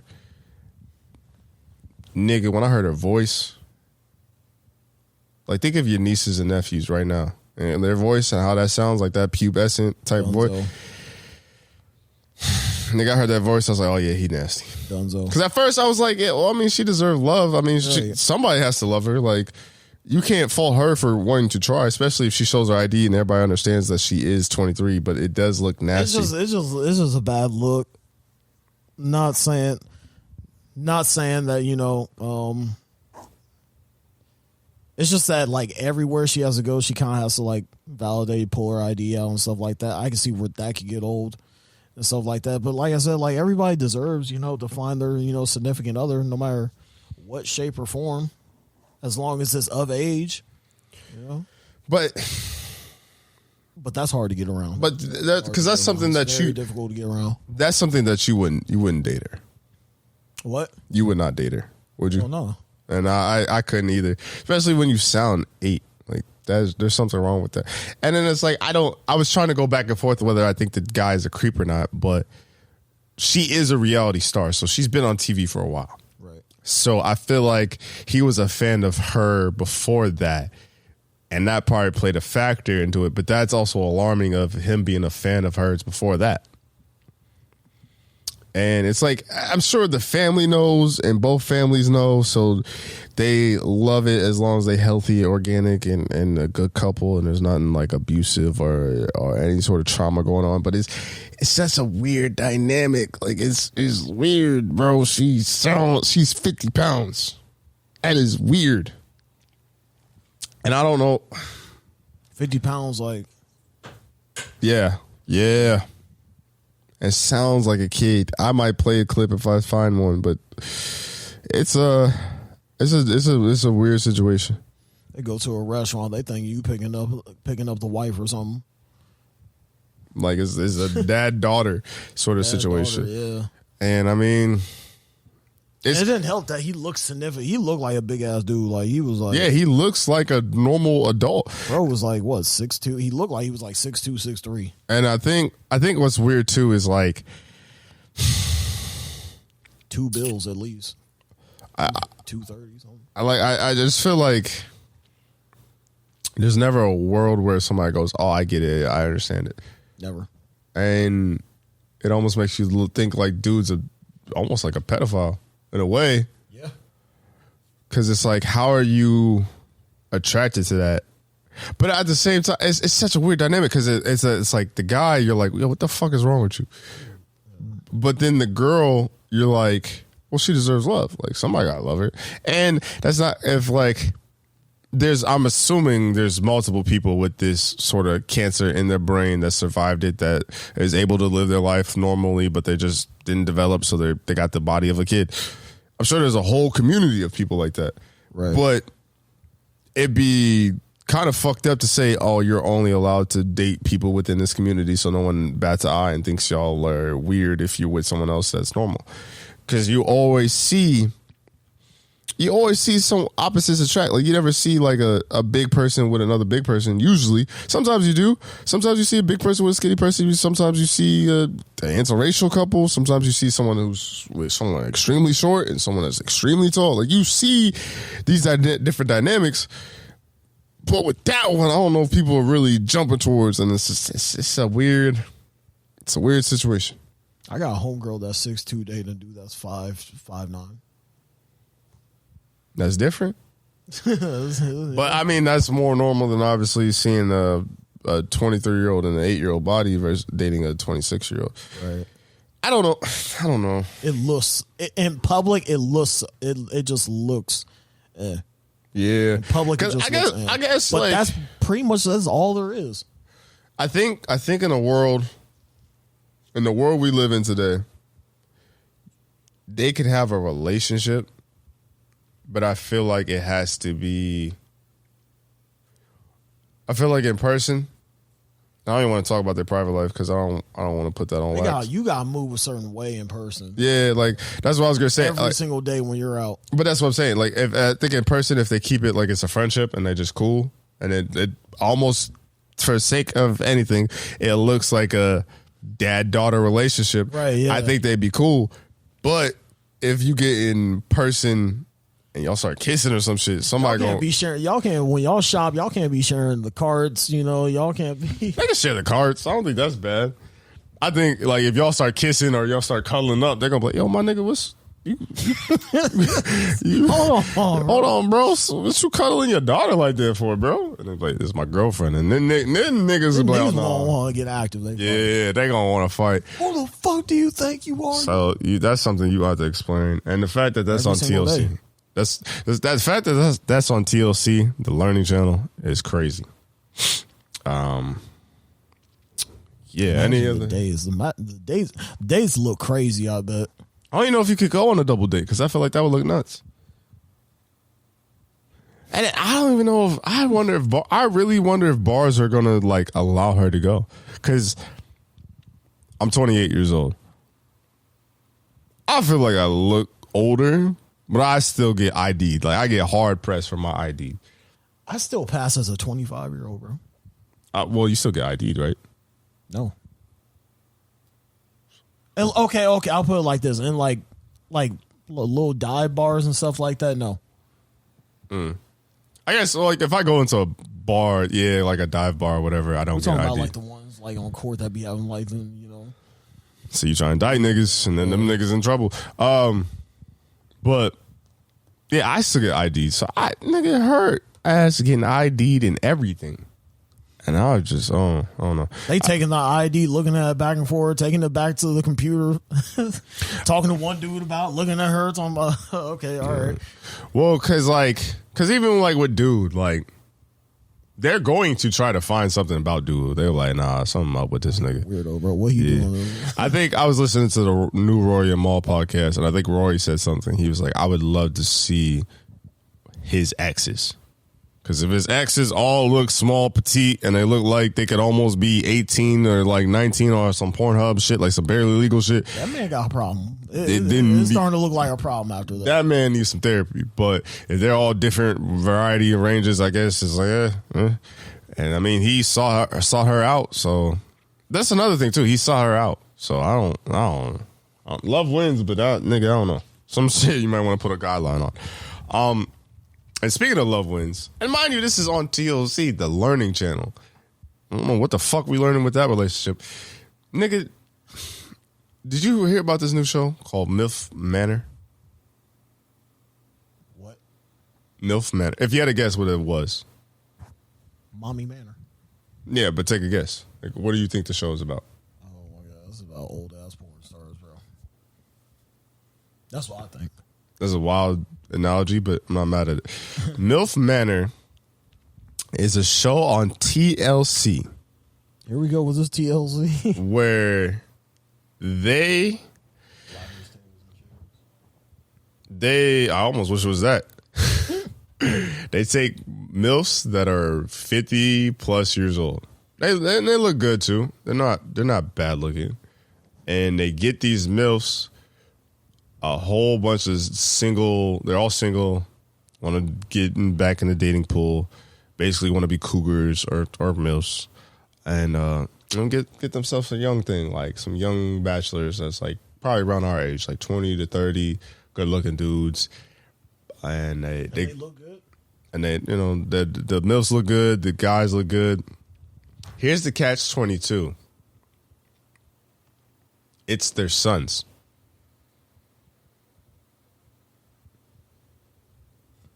No, I don't think you heard me. I'm gonna say it one more time like we in wrestling. It's their sons, bro. So them same MILFs, say if there's like 10 MILFs, all have a son around 20-some years old, 20 to 30. Them same 20 to 30-year-old sons, the MILFs they're dating, obviously you exclude one because one's your fucking mother. They're dating the other MILFs. So there could be a scenario where a nigga will date your mama while you date his mama. Nigga, there was a scenario where there's a clip where I think a son was sitting at the bar. He just turned 21. Light-skinned dude in the middle. Mom on this side. And I think the son was saying something about the dude, like, I don't know, he kind of shady. He kind of seemed like he and I go treat people right, blah, blah, blah. He was basically talking shit about the light-skinned dude. Right. Mom put arm around the shoulder of the light-skinned dude and was like, this is about to be your new dad. That's crazy as hell. You know how much I would have to fight in this? Son. But the light-skinned dude mom there. I was kind of curious. Once she said that shit, I was like, what his mom look like? I'm kind of, bro. Mom be cute as hell. I don't know if I can watch an episode, but I'm almost, I feel like I gotta watch one at this point. Nigga, that is the wildest reality show. Imagine if them sons were boys. Like, imagine if they were like friends. Like, bro, think about it, because the way that they described the show is like, I've been thinking about your mom for a long time of shit. That's crazy. But I say you better stop podding for real. Right? Yeah. Right. Yeah. But think about it like this. The way that they both went, because obviously if we're gonna break the fourth wall, these niggas know that they was about to be on this show. To some degree, they both knew that they was going to be on a dating show for some money, or whatever. They knew they was going to be on a dating show. So is it like they're surprised, but they're not surprised? But it's like you and your mom went on a dating show. You thought she was about to be on an island over here, and your mom thought she was about to be on an island over here. When in reality, y'all on the same island with the same people, and y'all gotta find somebody to date. And then on top of that, you saying boys, imagine she tried to get with the nigga that's in your room. Or your vicinity. Your neighbor. I need my earplugs, bro. Nigga, imagine your mom knocking boots with a nigga. I need my earplugs, bro. Nigga, there's no way I'm sleeping on the beach, bro. Nigga, I'm sleeping everybody. I'm sleeping all 9 of them niggas. Damn, your mama can't get no love, bro? Hell the fuck no. It's crazy as hell, man. First of all, my dad a lot. Like, my dad is still in, stop. Stop. You gotta stop, nigga. I almost went to, like, I was itching. Like, it was like a Spider-Man sense where nigga was whole. Yo, you're disgusting. Oh, yeah. You gotta stop. But that show is ridiculous. That show is crazy, dog. I was fiending this. Okay, all right, nigga. Stop. You beat a dead horse on this point. I'm about to just say it, though. That shit is insane. You said your dad? Stop. Because I just made an Instagram. My dad got an Instagram.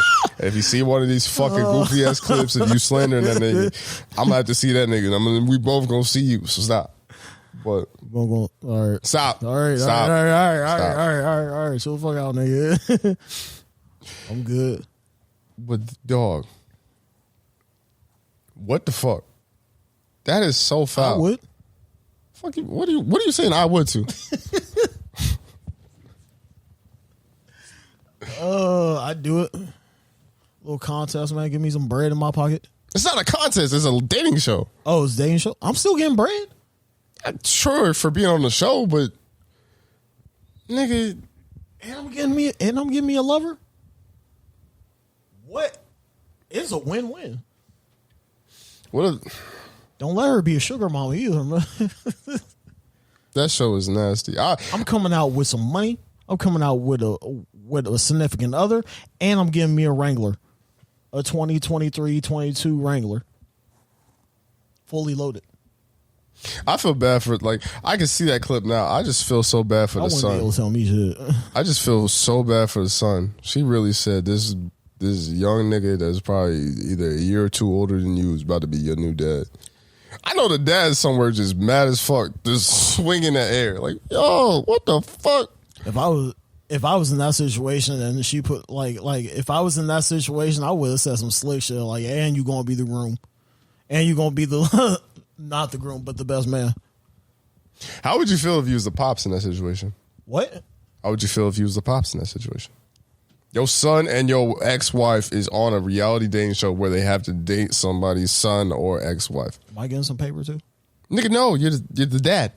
Oh, then I'm not watching it. I know you're not watching it, but won't you feel some type of way? I feel some type of way if I wasn't getting bread.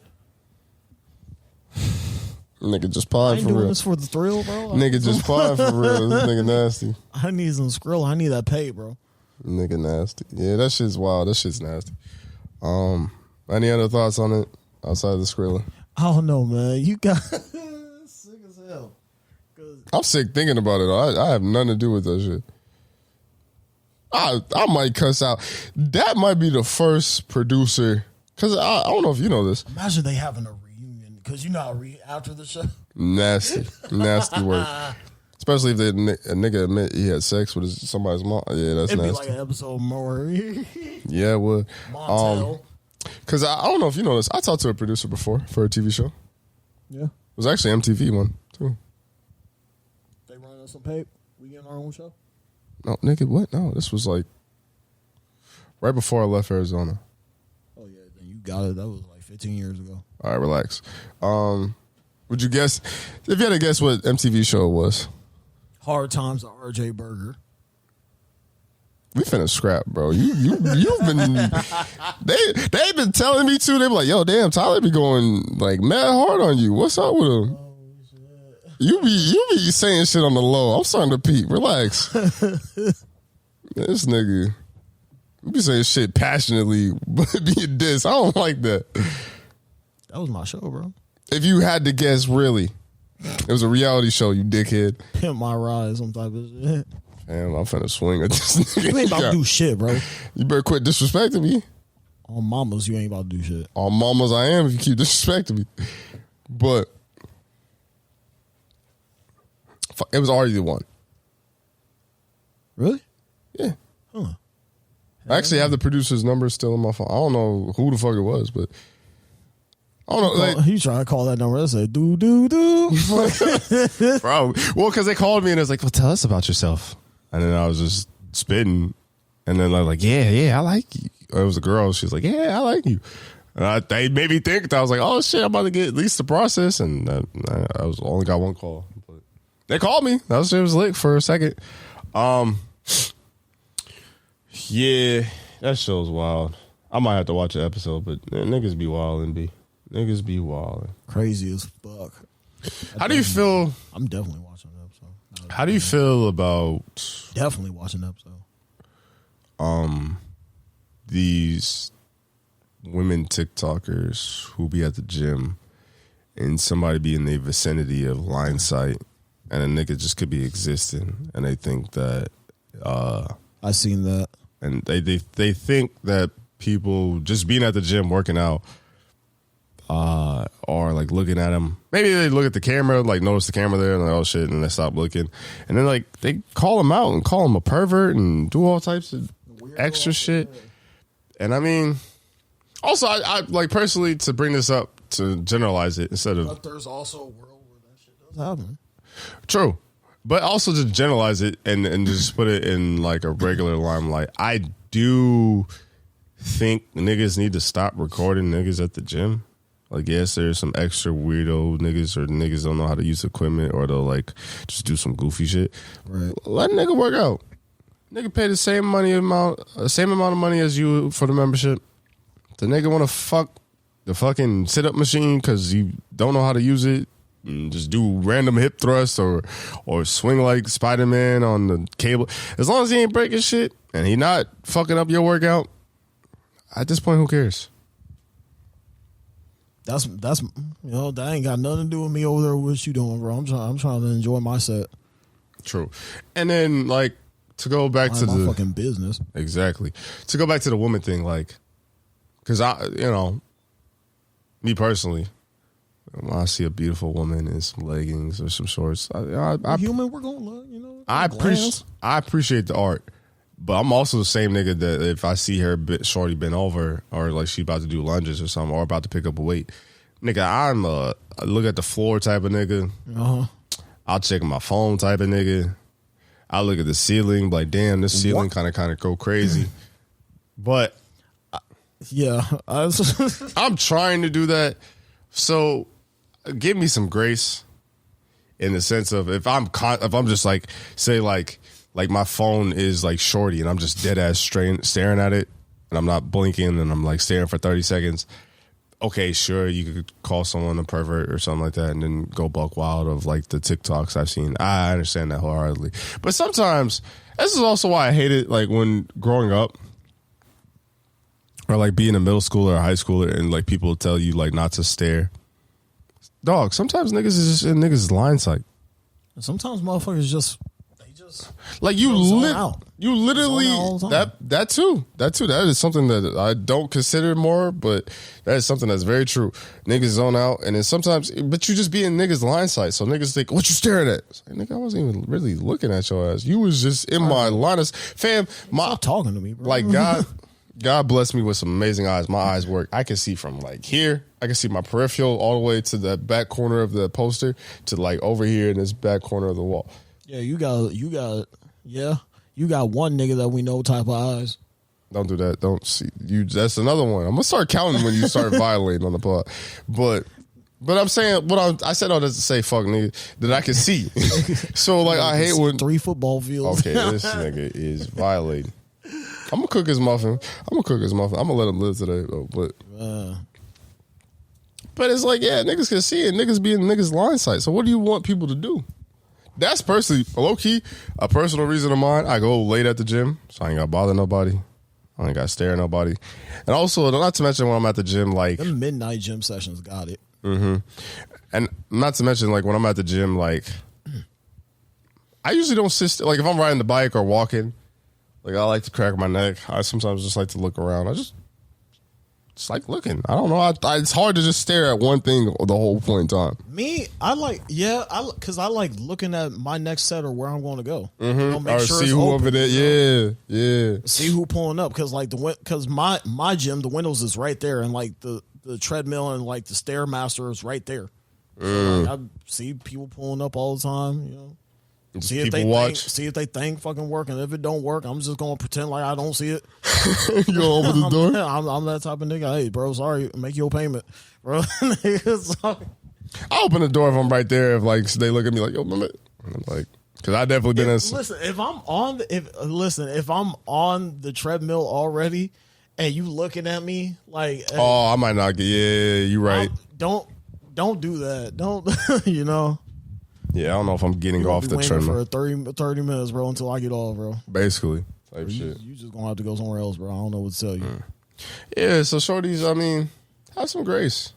And I ain't gonna lie, some niggas been on, Twitter is a funny fucking place. Some people like, I'll be damned if some mid get me canceled at the gym. And then, when Twitter is funny as fuck. Because niggas was just making apologies. It's like, damn, bro. Shorty had the camera out. I looked right into it. It's been really young. It's like, yeah, fam. Like, if you feel uncomfortable. And that's why, if I go to the gym with a homegirl of mine, I'll be like, yo, if you need me, grab me. Like, I'll, spot you, or I'll be in front of you so you don't have no perverts looking at you while you do your set or whatever. But at the same time, like, niggas gonna look. Like, there's some beautiful ass women, and they be wearing the tights, and I'm like, damn. But I don't want. My thing is like, I want someone to be as comfortable as possible near me, so I refuse to put them in any sort of situation where they don't feel comfortable. Right. So I try my damnness. So if you acknowledge me trying my damnness, even if I do happen to see you or you happen to be in my line of sight 2 times, but if you see me, when you see you. And I'll look at the ground to not be a pervert or whatever that, you know what I'm saying? Give me some grace. Or give people in general grace. Last topic I had is kind of tragic and kind of unfortunate. Has to do with the Memphis shooting. Oh, yeah. They shot, I wish I had Buddy's name off the top of my head. I know it starts with a T, but I don't know it. It was 5 Memphis cops, 5 black cops, and they basically took turns beating this man's life away. Yeah, and he happened to die. Some people, like contusions, all type. It was brutal because I saw the actual hospital shot of his face. Did you watch the video? I did not watch the video, but I saw a clip of it, but I didn't watch the full thing. The full thing's like 15 minutes, bro. I can't even watch the lead up to it. There should never, kind of like the Rodney King thing, right? There should never be a situation where cops are taking turns physically holding themselves up to beat your ass. That's crazy. And the thing about the Rodney King situation, everybody knows that, and half of us, we weren't even born when that shit occurred. Because that was 93. Was it? It might have been older. I thought it was 95. No, it was hold on. It was around either 93 or 95. Maybe even 96. It was one of those 3 years, but you could be, because it was the LA riot, so it could have been 93. March 3rd, 1991, so this was way Oh, before. shit. Yeah. But I just think, it's so sad to see. And there's a weird world,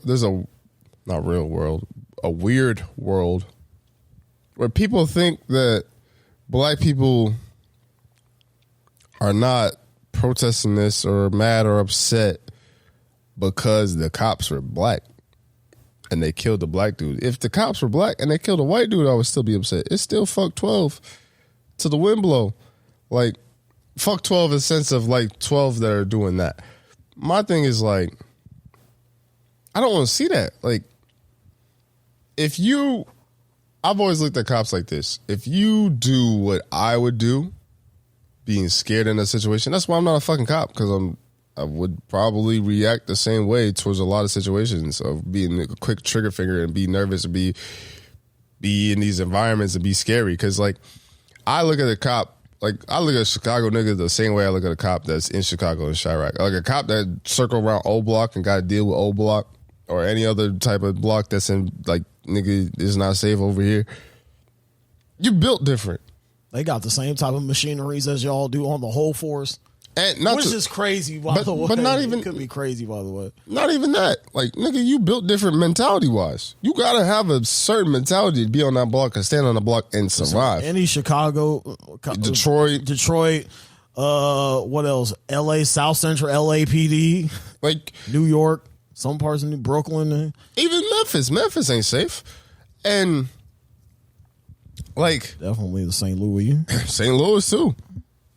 I just think it's very alarming that niggas don't think that the cops could be corrupted off the strength of just being around that environment all the goddamn day. I would be on edge if I was in those areas, in those towns, and shit, I might even talk like them niggas and get to quick to blow a trigger or whatever. And the only thing I think some people are also upset at is how fast the cops got fired. Like, the video is disgusting. It's a 15-minute video. The face, I didn't even see the picture yet. I've yet to see the picture. I kind of would want to see the picture, but like, I think, how do I want to word this?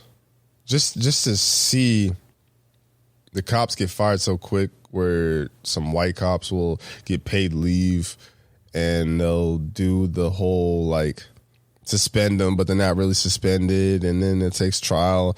I think it's crazy how they just kind of got rid of those cops fast. I mean, rightfully so, but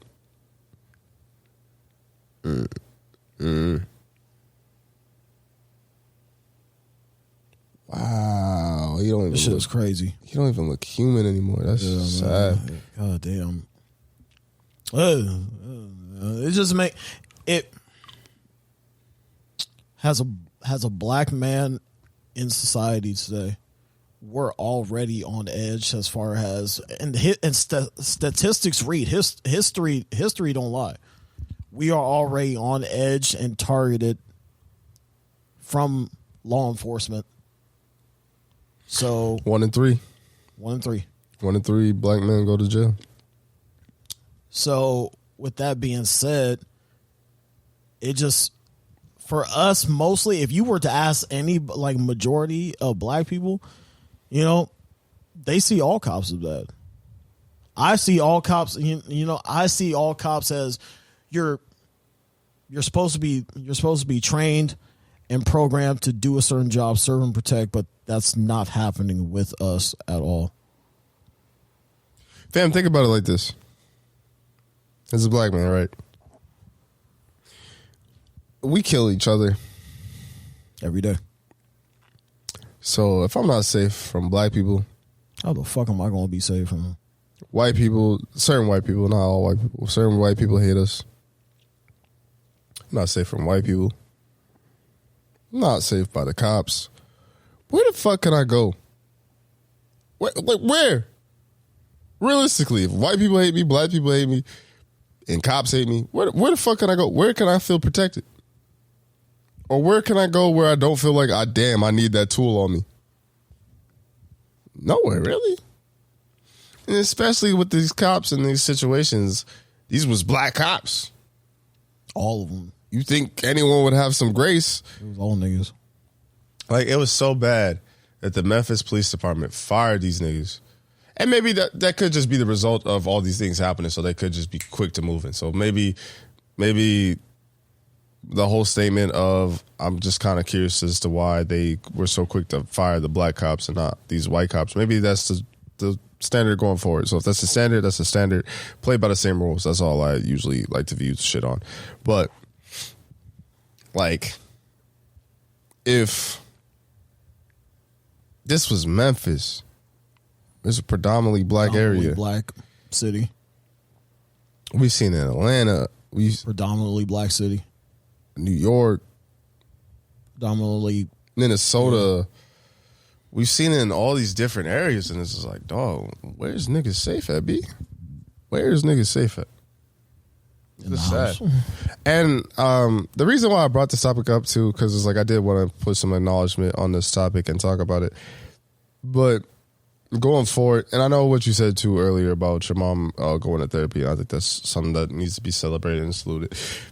Going forward, maybe not now, but I will want us to be at least maybe summer. I don't know.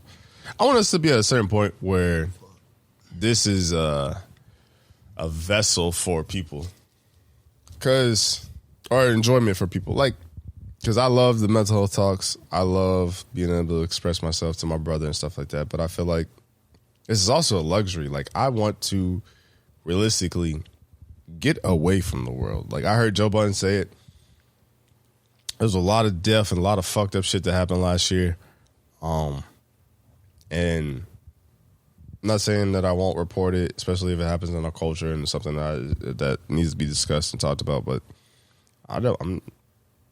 I want at least a good month or two where we don't come in here on some sad shit and talk about certain stuff. Like, I want when I be able to talk to my brother, we talk about, have some goofy shit and some fun topics too. Like, I don't want to come in here and report some sad shit or report some shit that I'm feeling. Like, I want to escape my reality at some point in time. And that's why the old episodes have so much soul to them, because like we were younger and we didn't have to deal with most of everyday thing. Well, we were young adults, we were younger adults, but we didn't have to deal with shit that obviously we do now, as far as shit developing, as far as mentally and spiritually and physically. True, and I mean we are, and like to cut us some bell, we are getting to the point. Maybe that's because I think you are more sober, so that way like the adjustment isn't as hard. And I'm not saying like I'm trying to blame you, but I'm saying I think we're getting to the point where it felt like some episodes were just really just like vent sessions, like just us venting and complaining about what was going on with us rather than an actual podcast. Because I still want it to be a podcast, because like at the end of the day, we still like to have fun, man. We still like to So, but that's why I'm bringing up the Memphis thing. Is like I do want to report on the news, but at the same time, I don't want the news to be like the set. Because like at first, like I was gonna bring up the Memphis thing right away to get it out the way, but I was thinking like, damn, last week we just talked about the shooting. It's like, I don't want to come in here every week on some sad shit about some shooting or some death or some.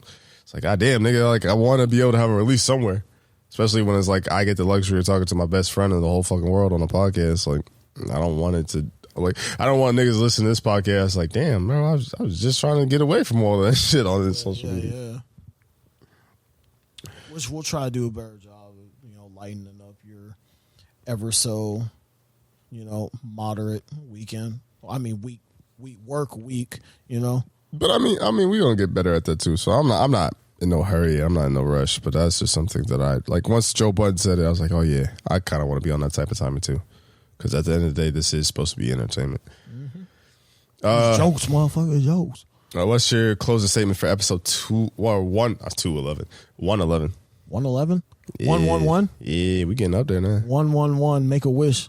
Rate this shit 5 stars. That's my wish. Yeah, please rate this shit 5 stars on Apple Podcasts, Spotify, Anchor, anywhere where you stream us for your listening pleasure and your work week or your weekend, whatever you feel. Highly appreciate you guys for tuning in for another episode, man. And Black History Month is literally in another 2 hours. So realistically, it's about 15 minutes. 15 minutes, yeah. But. So, have some appreciation for us. We don't expect much. We just expect, just watch the Martin cartoon. That's about it for us. Just accept that. I hope you guys have a safe, wonderful Black History Month and just a safe week, rest of the week period, man. Because like a lot of crazy shit can still go down every single day, 24/7. It never stops. Just make sure that you have your peace. Hey, actually, sorry to cut you off real quick, but since you are a Libra and I am a Scorpio, ain't nothing wrong with Libras and Scorpios. Y'all can eat a dick. I seen some tweets talk about, don't y'all be fucking raw this February so you don't have no Libras and Scorpios. Eat a dick, nigga. We are not that bad of people. We're really not. So, matter of fact, that's why I love Valentine's Day. And I love because y'all be fucking and y'all create Scorpios and Libras. We not that bad. We are not that bad. Well, September Libras, I don't know. But October and November, we not that bad. I got a brother and a nephew that are September Libras, and they both weird niggas. But yeah, I saw that too. Like, ain't nothing wrong with Scorpio. Yeah, there is. Well, there's not. A lot of shit wrong with y'all. So the niggas try to find balance, but be far from it. Don't worry about what the fuck I'm doing over here, nigga. Worry about you, bro. I guess. Yo, hoe ass nigga, man. But there's a lot wrong with us. Yeah. Nigga nasty. Well, it's all jokes, motherfucker, jokes. Well, be sure to subscribe to the podcast on please, Anchor.fm. give us some paper. Give us some paper, please. Anchor.fm/TylerBrianHour. For the little as $1, $4, $9, whatever you can afford. Shout out to the good brother Lopez for always holding it down. I seen y'all finally get those episodes into the double digits. If not where we want to be at. God bless y'all. Hopefully the Instagram blows up and maybe one of those TikToks go crazy. Well, one of them. We just need one video to blow up, and then we need y'all to listen to it and click on the link. Because I would love nothing more to get a one episode of Tyler Bryan Hour. I think on all platforms, there's been an episode that's probably hit double digits, but I want to see the analytics as far as the episode goes, as far as listeners to hit double digits. Or not double digits, triple digits. Quite frankly, I want to hit 4 quadruple digits. That's the goal of mine for at least one episode. I think that could be done. I'm going to try to do everything in my power to make sure that happens. Yeah, man, I'm going to Frosty Falcons. If you see me in Chicago, man, say what up, take a picture, support. Wish that nigga all the safeness too, bro. True. Because the weather's been kind of scary. Sometimes it snows, sometimes it don't. And I'm praying that there's no... I don't mind if it's cold. If it's cold, I got to hold that. Hold on. Because right now it is 5 degrees. Let's see. So Friday, Thursday is going to be moderate for this type of year. Friday, yeah, you better not be outside. Saturday and Sunday... Oh, no snow? I'm cool. As long as there's no snow, we all right. It really don't snow in Chicago that much. It's just cold. Nigga, it just snowed last week and them niggas was flooded. It's kind of like Detroit, how it's just really just cold as hell. They don't really get much snow. But yeah, if you see me, dap me up, all that stuff. And if you want to support, make my trip a little bit smoother. That $BHEARD2. Oh, you good, bro? Nigga, what the fuck? But yeah, if you want to support that, make sure the trip is smoother. $BHEARD2. Hey, man. I ain't gonna do nothing but sit in this hotel room. Nah, I'll be outside. But go to Harold's. I'll be outside. Love y'all guys. Till next time.